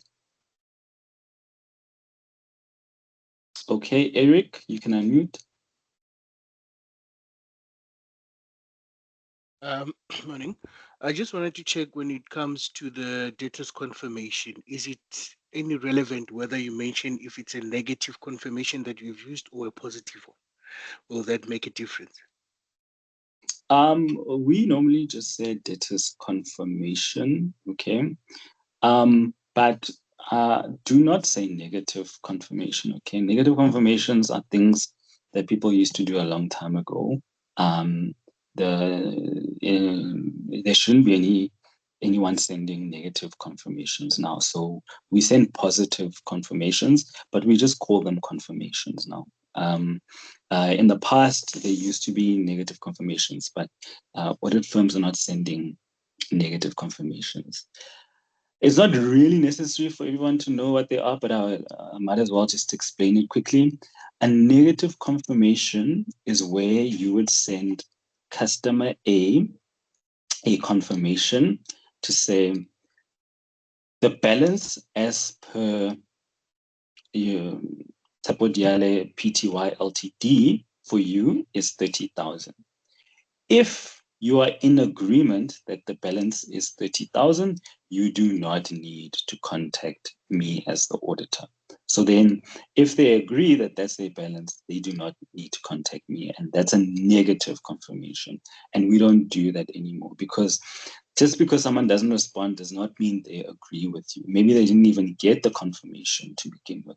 So generally, audit firms are sending positive confirmations, but we just call them confirmations. And a positive confirmation means I'm sending to you a confirmation that says your balance is 30,000, and you must reply to me as the auditor to confirm that your balance is 30,000. Okay, thank you so much. Thanks. Faith, you can unmute yourself. Good morning, sir. Hi. I've got two questions actually. My first question is about when you say we have to confirm the occurrence of the debtors. Can we also check say occurrence? Existence? You say existence. Thank you. Yeah, sorry, existence. Do we also check the cash payment? Can we also check the cash payment? Because you say the sales invoice, also you can check if this really exists. Well, remember you're dealing with receivables. So you want to test that it exists as a receivable, okay? You are not going to be testing the payment, because the payment itself is not the receivable, okay? That's on the cash side, the bank side, and you test the bank balance by obtaining a confirmation for the bank balance. So yes, you are not, for the receivable side, testing the payment. Oh, okay, thank you. Okay. I think that's all. Okay, great.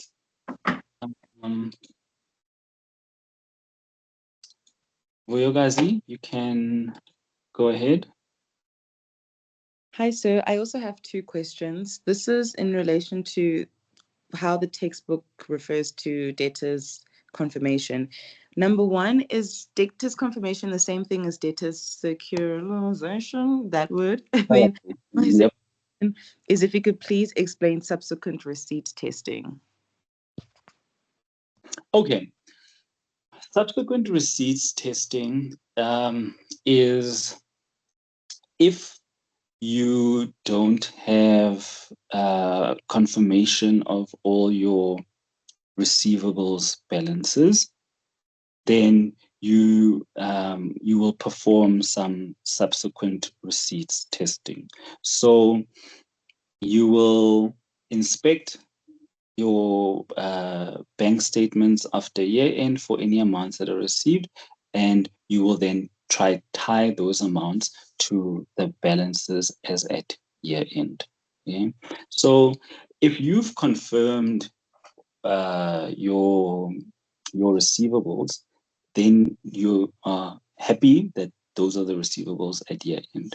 But sometimes people don't respond to debtors confirmations, and then you can inspect the bank statement after year end, because maybe they paid a month or two later and you only start auditing a month or so later. So you'll have bank statements from after year end, and you can then inspect that those amounts have been received and the debtors were raised as at year end. It's more especially in the case of where people have not responded to your confirmations. Okay, thank you, sir. And then just to confirm, you said the confirmation is the same thing as a circularization.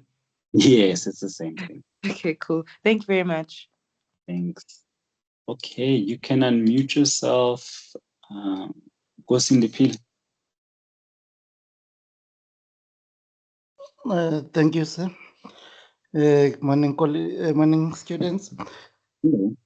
Okay, no, I just need some clarity regarding in fact, I want to check if are the auditors allowed to confirm or call the debtors besides the information that is supplied by the management of the audit client. Well, this is obtaining a confirmation. Okay, so the person who must confirm it is customer A, customer B, customer F. We send out and we call it debtors confirmation, but the customer A, customer B, customer F has to sign it, and they are confirming to us that is their debtors balance. So we call it debtors confirmation, but it's not the audit. It's the customer who confirms it to us. Okay. No, thank you. Just wanted to. Okay, great. Nkosi, do you have another question? You can unmute.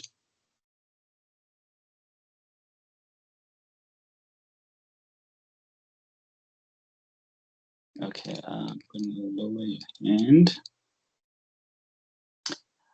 Bonso, you can unmute. Hello. I just want to confirm something. I just want to see if I understand. So, in terms of existence of the debtors, right? Would I be right by saying that we can inspect the debtors list?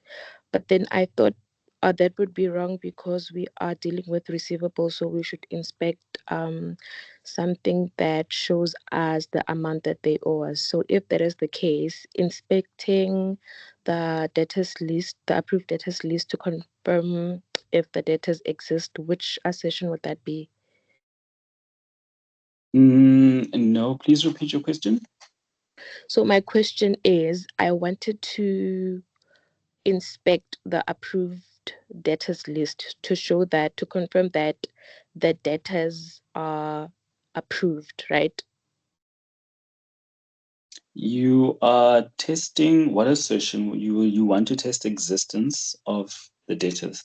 Yes. So I wanted to know, I'm not going to work with receivables because by my understanding, with receivables, we are testing the amount if they owe us those amounts, right, with receivables. So we can't inspect the debtors list to prove the existence of the debtors, right? Yeah, so with regards to existence, the main thing you're going to be doing is your debtors confirmation. That's the main source document. All right, thank you. Yeah. Okay. Great. Tumelo, you can go ahead.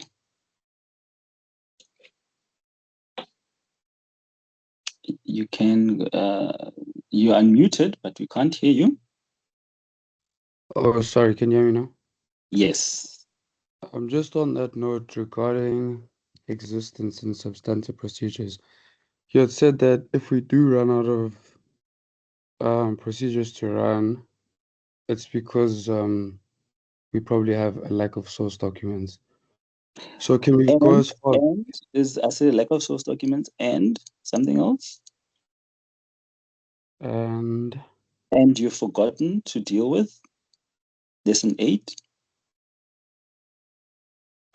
general procedures. General procedures, sorry. Yes. So we can go as far back as, say, delivery notes and sales orders. I'm correct in saying that, right? Well, So the important thing is what original assertion are you trying to test? So, like you just said, now existence, right? So, say, inspecting an original invoice that was given to, say, data A, and the delivery note that was dispatched, and then matching that to the general ledger, because I will test existence at the account balance level. That does. Obviously. Okay.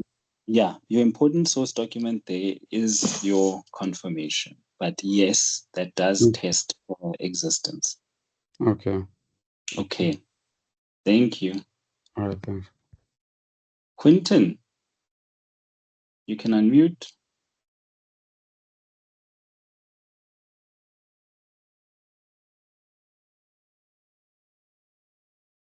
You can unmute, Quinton, if you have a question.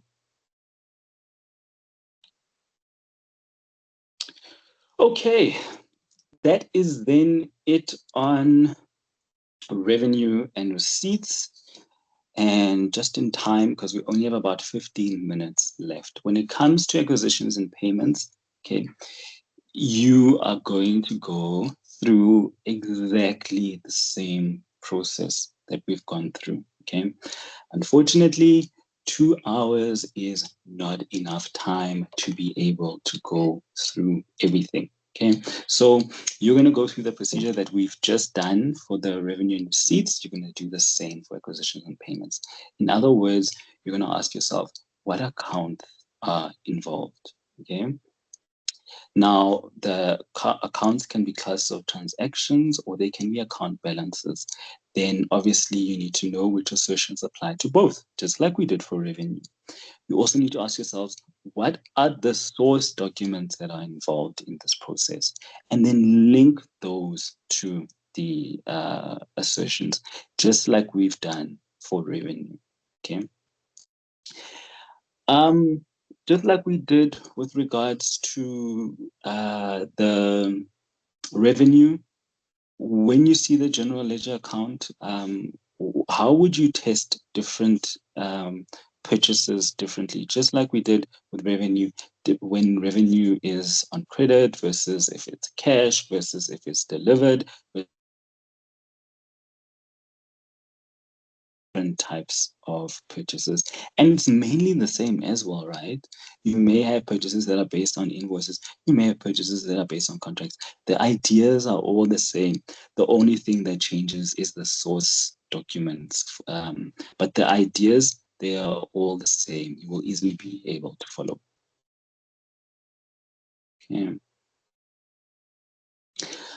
I do want to talk about the auditing of payables or creditors. Okay. There's so many similarities to the audit or receivables. Like I said before, you will have sub ledgers or you will have creditors ledgers for your creditors. And it works the same way as how we've discussed for the debtors ledgers. One major difference is that with debtors, it's a debit balance. So like we said, our acronym is DOGPERV because debtors is a debit balance. You're testing for overstatement. You're going from general ledger to source, and your primary assertions are existence, rights, and accuracy evaluation and allocation. That's DOGPERV, okay? With regards to creditors, it's different now. We deal with CUSP VC. Those of you who don't remember these were in last week's lecture. And with CUSP VC, we know that it's a credit balance. So therefore, we're testing overstatement. And it's from source document to general ledger. So for our credit balances, we do not go to the general ledger to select things, okay? We obtain source documents to support what's in the general ledger. Why? Because we are now testing for understatement.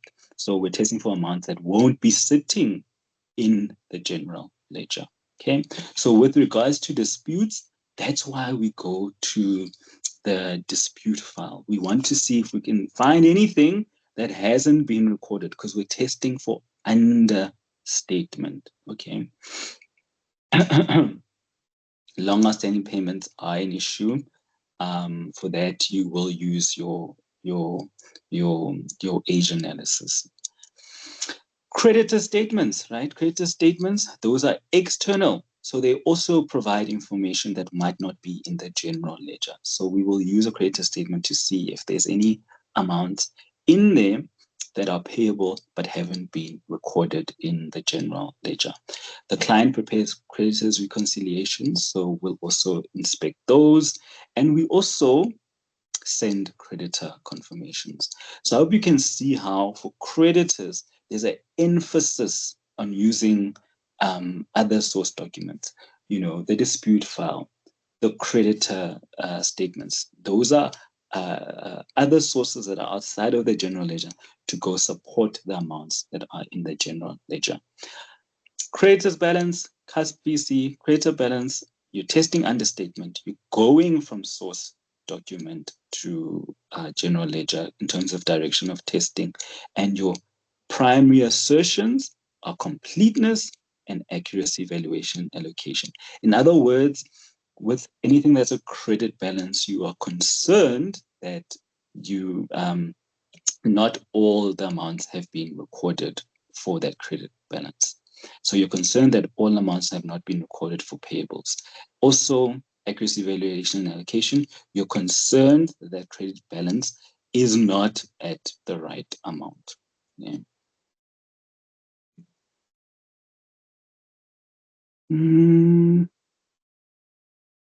Okay, so yeah, just to re-emphasize that there's a difference. Debtors and creditors, although there's similarities, you must remember direction of testing is different. Remember your DOG perf versus your CASP BC from last week when you test those. Eric, do you have a question? Yes. So if I was to use the creditor statement instead of the sub-ledger, right? Would that be a problem? So the creditor statement and cross-check it against the payables ledger, would that be a problem? Well, the important thing is to tell me what assertion you're trying to address. I would be addressing accuracy. Okay, so you want to address accuracy, valuation, and allocation. Okay. Yes. So your biggest source document there would be the creditor confirmation, right? Because the creditor will confirm the balance that they owe to the client, and creditors a creditor statement would be doing the same thing. The only difference is creditor confirmations are signed. They're sent out by the auditors and they're signed by the creditor themselves. Okay, so your biggest source document here is the creditor confirmation. You're looking, at the creditor statements for anything that might be missing or unusual or not recorded in the general ledger. Right. Okay. Okay. Because I'm looking at the fact that what I would have on the sub ledger is essentially the same as what I would have on the statement, right? It's supposed to be, right? Okay. It's supposed to be, but that's what you are testing as an auditor. You're testing whether the amounts that on the statement and whether the amount as per the confirmation is what is in the creditor's ledger. Okay. All right. Yes. Please remember. Thank you. Please remember when you are doing your procedures, you must know what are you trying to address, right? In terms of assertions. So it's not that this procedure is correct or that procedure is correct. It's just, does this procedure address this assertion? And you must know then what assertion it is you're trying to address. Kumisho, you can go ahead. Thank you. I just wanted to ask concerning assessments and exams. How will the marks be allocated for auditing payables or auditing revenues in terms of the name.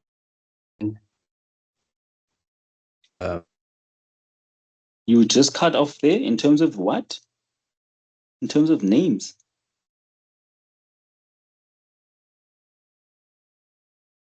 Hello?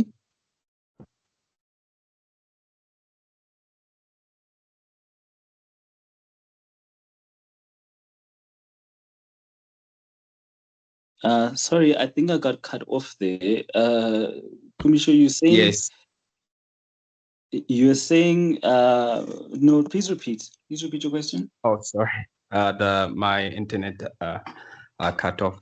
I was asking, when auditing payables or revenues in terms of assessments or examinations, how many marks will be given for naming the assertion, the source document, and linking them? Like how many marks are involved? Okay, great question. Okay, you'll be able to see the answers to your question by doing the questions in the question bank. Okay, that's depending on what the question looks like and what we've asked. So it can vary, and there's enough questions in the question bank for you to be able to see how it is that we mark these answers. Okay. Okay, thank you. All right. Okay. So yeah, so with regards to acquisition payments, you are going to have to go through it in the same way we've gone through it now. This is just to give you a little overview. Now we're going to get to another important part, okay? And please be fresh here, okay?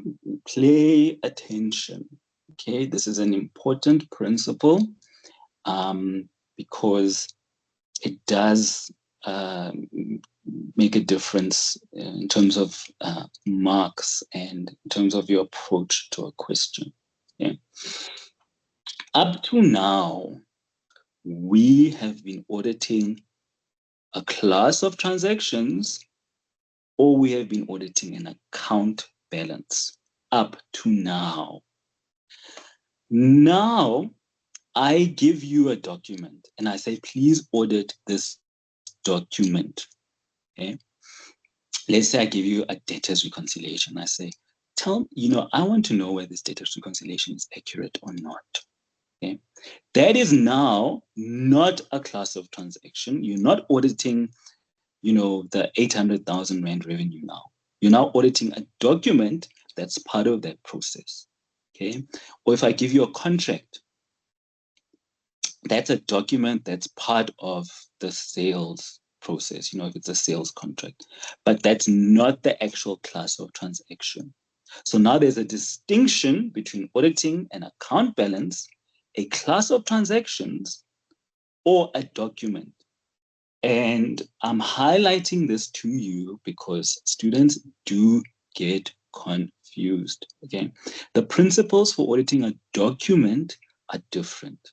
When it comes to auditing a document, you just remember dates, amounts, descriptions. You must deal with dates, you must deal with amounts, and you must deal with descriptions. Those are the principles for auditing a document. And I'll give you an idea of what I mean. And there's a question in the question bank regarding this. So be careful when we ask you a question. Zoom into the question, understand, am I auditing an account balance? Okay, in which case account balance assertions apply.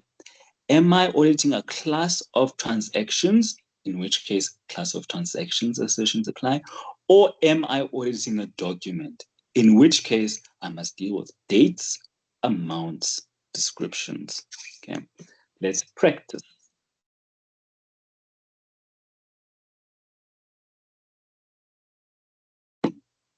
Here you have an invoice. And we say to you, the question could read something like, provide the procedures that you would perform in order to test whether this invoice is accurate and complete. Or, excuse me, provide the procedures that you would perform to test whether this invoice is reliable as audit evidence. Either way, you're trying to test whether the invoice is correct or not. Okay? In that case, you're going to deal with dates, you're going to deal with amounts, and you're going to deal with descriptions. So you're going to look at your date. Dates are important. Why? Because they affect the date that it's recorded in the general ledger. Amounts are important because they affect amounts that are recorded in the general ledger. Descriptions are important because they affect into which general ledger the invoice amounts may be posted.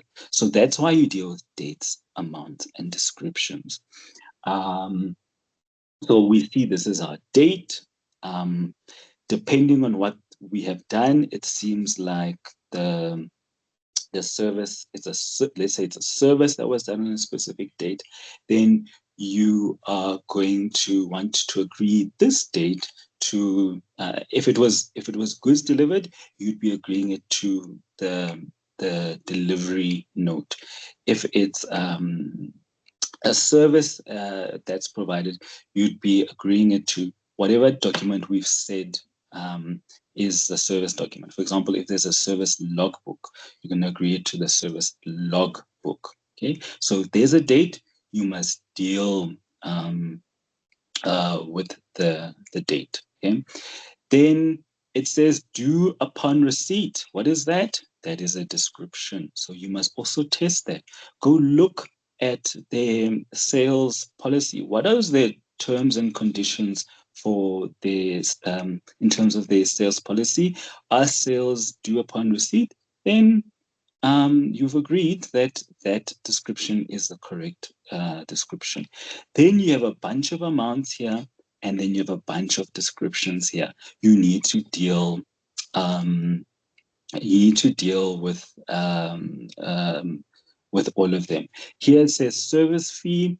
We don't know what type of service this is, so you might need to go ask what type of service this was, and based on that, you can obtain the supporting document based on whatever type of service it was. With regards to the unit price, you would agree it to the price list for that service, and then this 200 is a recalculation of quantity times price. Same thing with the 375. It's a recalculation of quantity times price. You will agree the unit price to also either this is labor 5 hours at 75 Rand per hour. So then you are going to agree that 75 Rand per hour is the wage rate. Okay, then you're going to multiply the 5 times 75. The client, new client discount, you're then going to obtain information that this is in fact a new client and that there are no amounts from the client from before. So now you're dealing with dates, amounts, descriptions. There is a question in the tutorial letter, question 10, that deals with this. And I think it's from the Jan-Feb paper. Okay, so please remember dates, amounts, descriptions. Understand, am I auditing a document? Am I auditing a class of transaction? Or am I auditing an account balance? Okay. Oh, guys, we are almost done. We are almost there. Okay, this is the last slide, and I would say it's probably the most important one for me. Wait, are there any questions? Quentin, do you have a question? Let's deal with all the remaining questions now, and then I want to close with the slide. Dumelo, you can go ahead.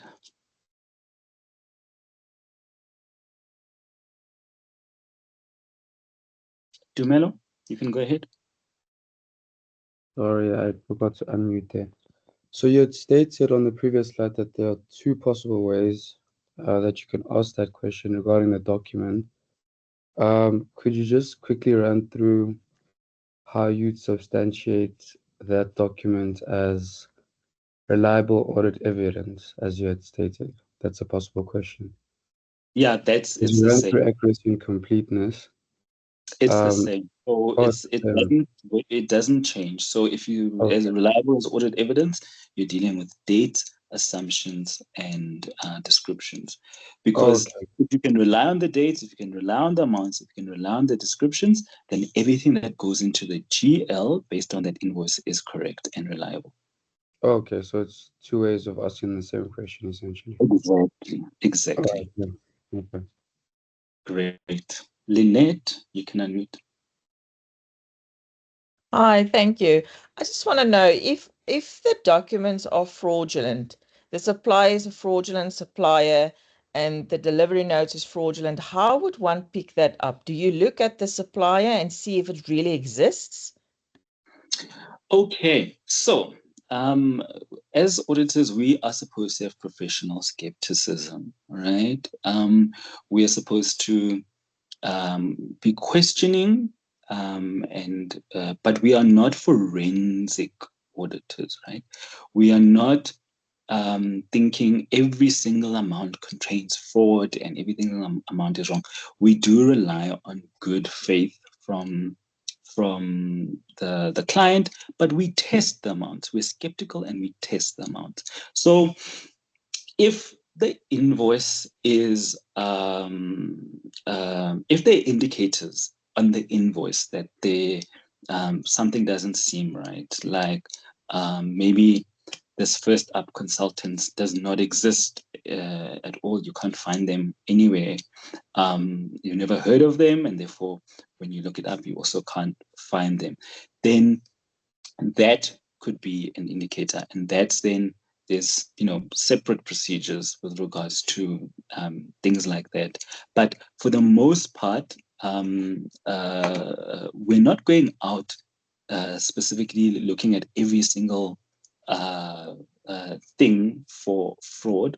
We will be skeptical, and if anything arises that is then appears to be fraud, then there's an escalation. There's other procedures that need to be done. There's probably lawyers that are going to be involved.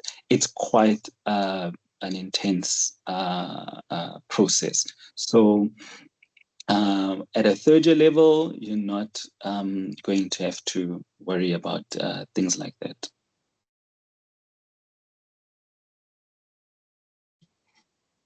Okay, any final questions? I want to make sure I've dealt with all your questions. It's always important to me that you don't leave the class still with your questions. I remember when I studied, I once asked a question to the lecturer and they didn't fully answer the question. They didn't answer the question actually. And it wasn't clear why they were not answering the question. And then the exact scenario that I had mentioned came up in one of the tests. And I was so angry with myself because I said I should have actually pressed on to get an answer from the lecturer. So I, will never be that mean to you, will never, be not giving you an answer just because we know it's going to come up in the test. So it's important to me that all your questions get answered. So please don't leave a class without having asked all your questions. Spongile, you can unmute.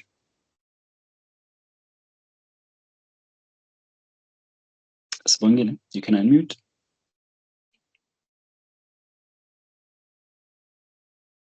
Okay, you must be having a problem unmuting. Domika, say you can unmute.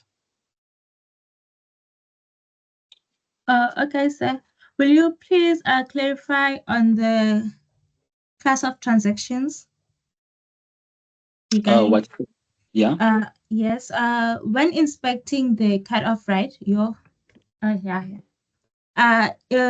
also when inspecting revenue, right? It affects the accuracy, right? When you for accessions, when how can I put this? When you're auditing the revenue, right, and the assertion that is affected is accuracy, right? Yes. and then you check the totals are accurate and everything. Now let's. What are you referring to? The total from the schedule that you receive? Schedule Yes. Okay, great. Yes, sir. And then there by the sales return part. Yes. That was incorrectly classified, right? Yes. Now, does it also affect the accuracy? No, it doesn't affect the accuracy. The accuracy is, are the amounts correct? Okay, so that amount is misclassified. So it needs to be classified to sales returns. Within sales returns is where you'll test the accuracy of that amount. So you're not testing the accuracy as part of revenue. It's misclassified. You first reclassify it. It goes out of revenue into sales returns. And then in sales returns, that's where you will test the accuracy of the sales return. Okay, thank you, sir. Great. Haupalelwe, you can unmute. Morning, sir. Thank you. I have a question with regarding to the debt approach with that relates to the date, amounts, and description. So this is when a question provided us with the invoice, for example, and these are part of the general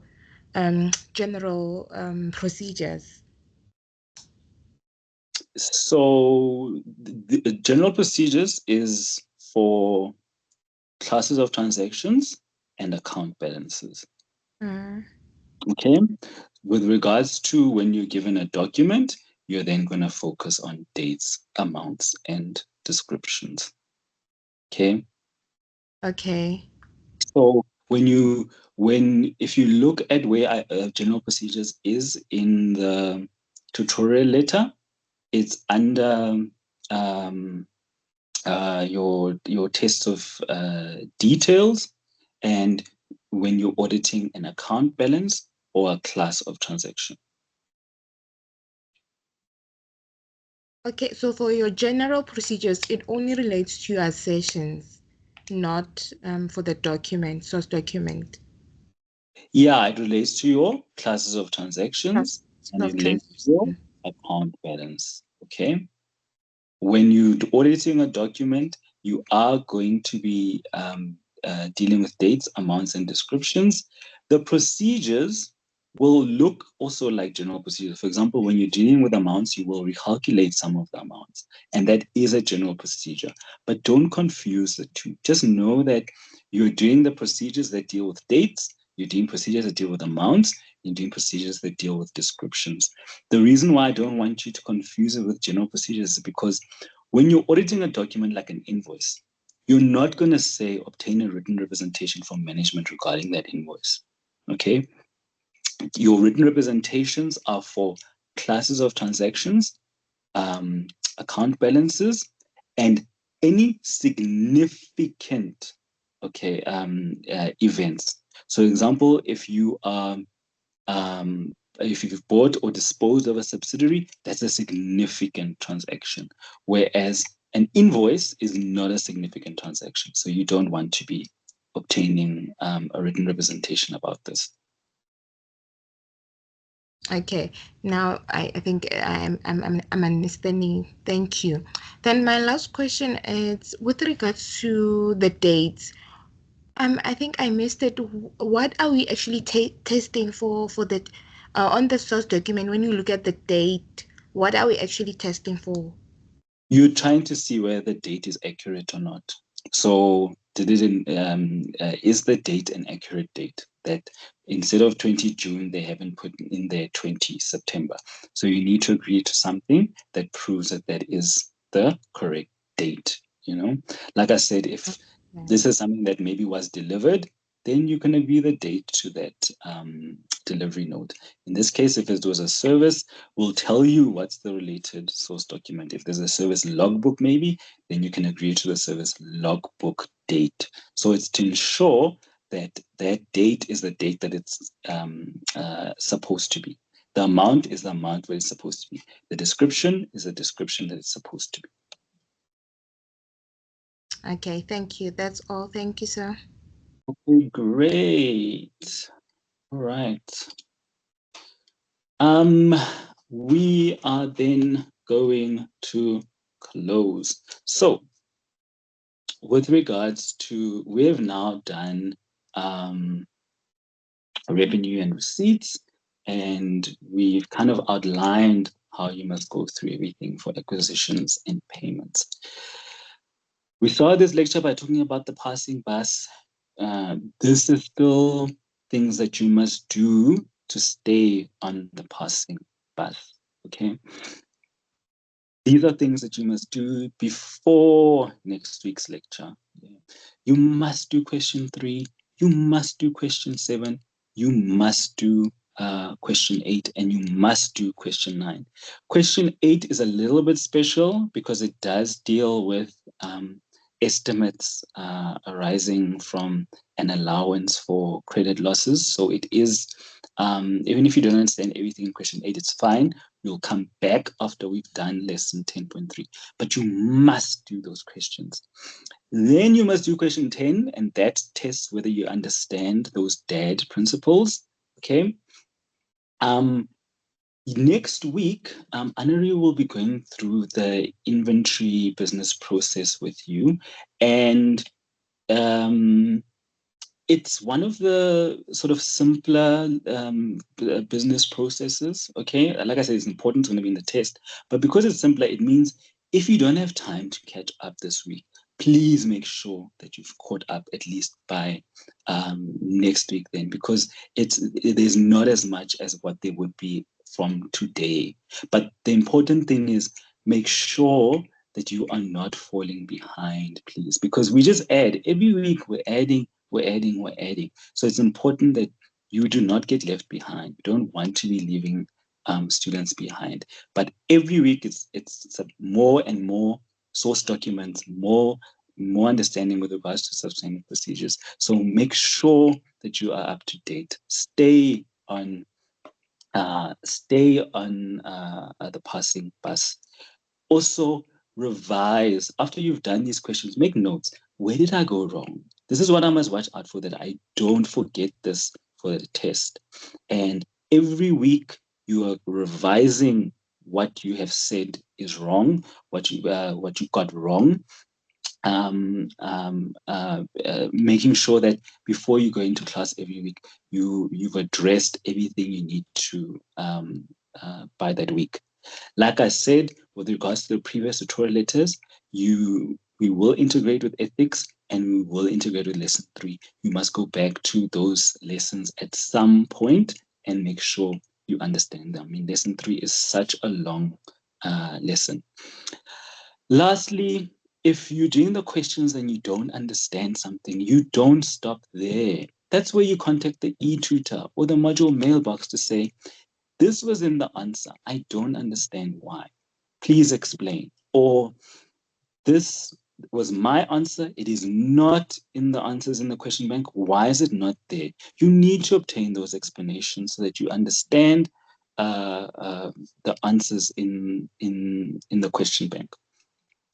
That is it from me. Thank you so much for attending today. I hope you have a wonderful Saturday, and I'll see you again later on for lesson 10.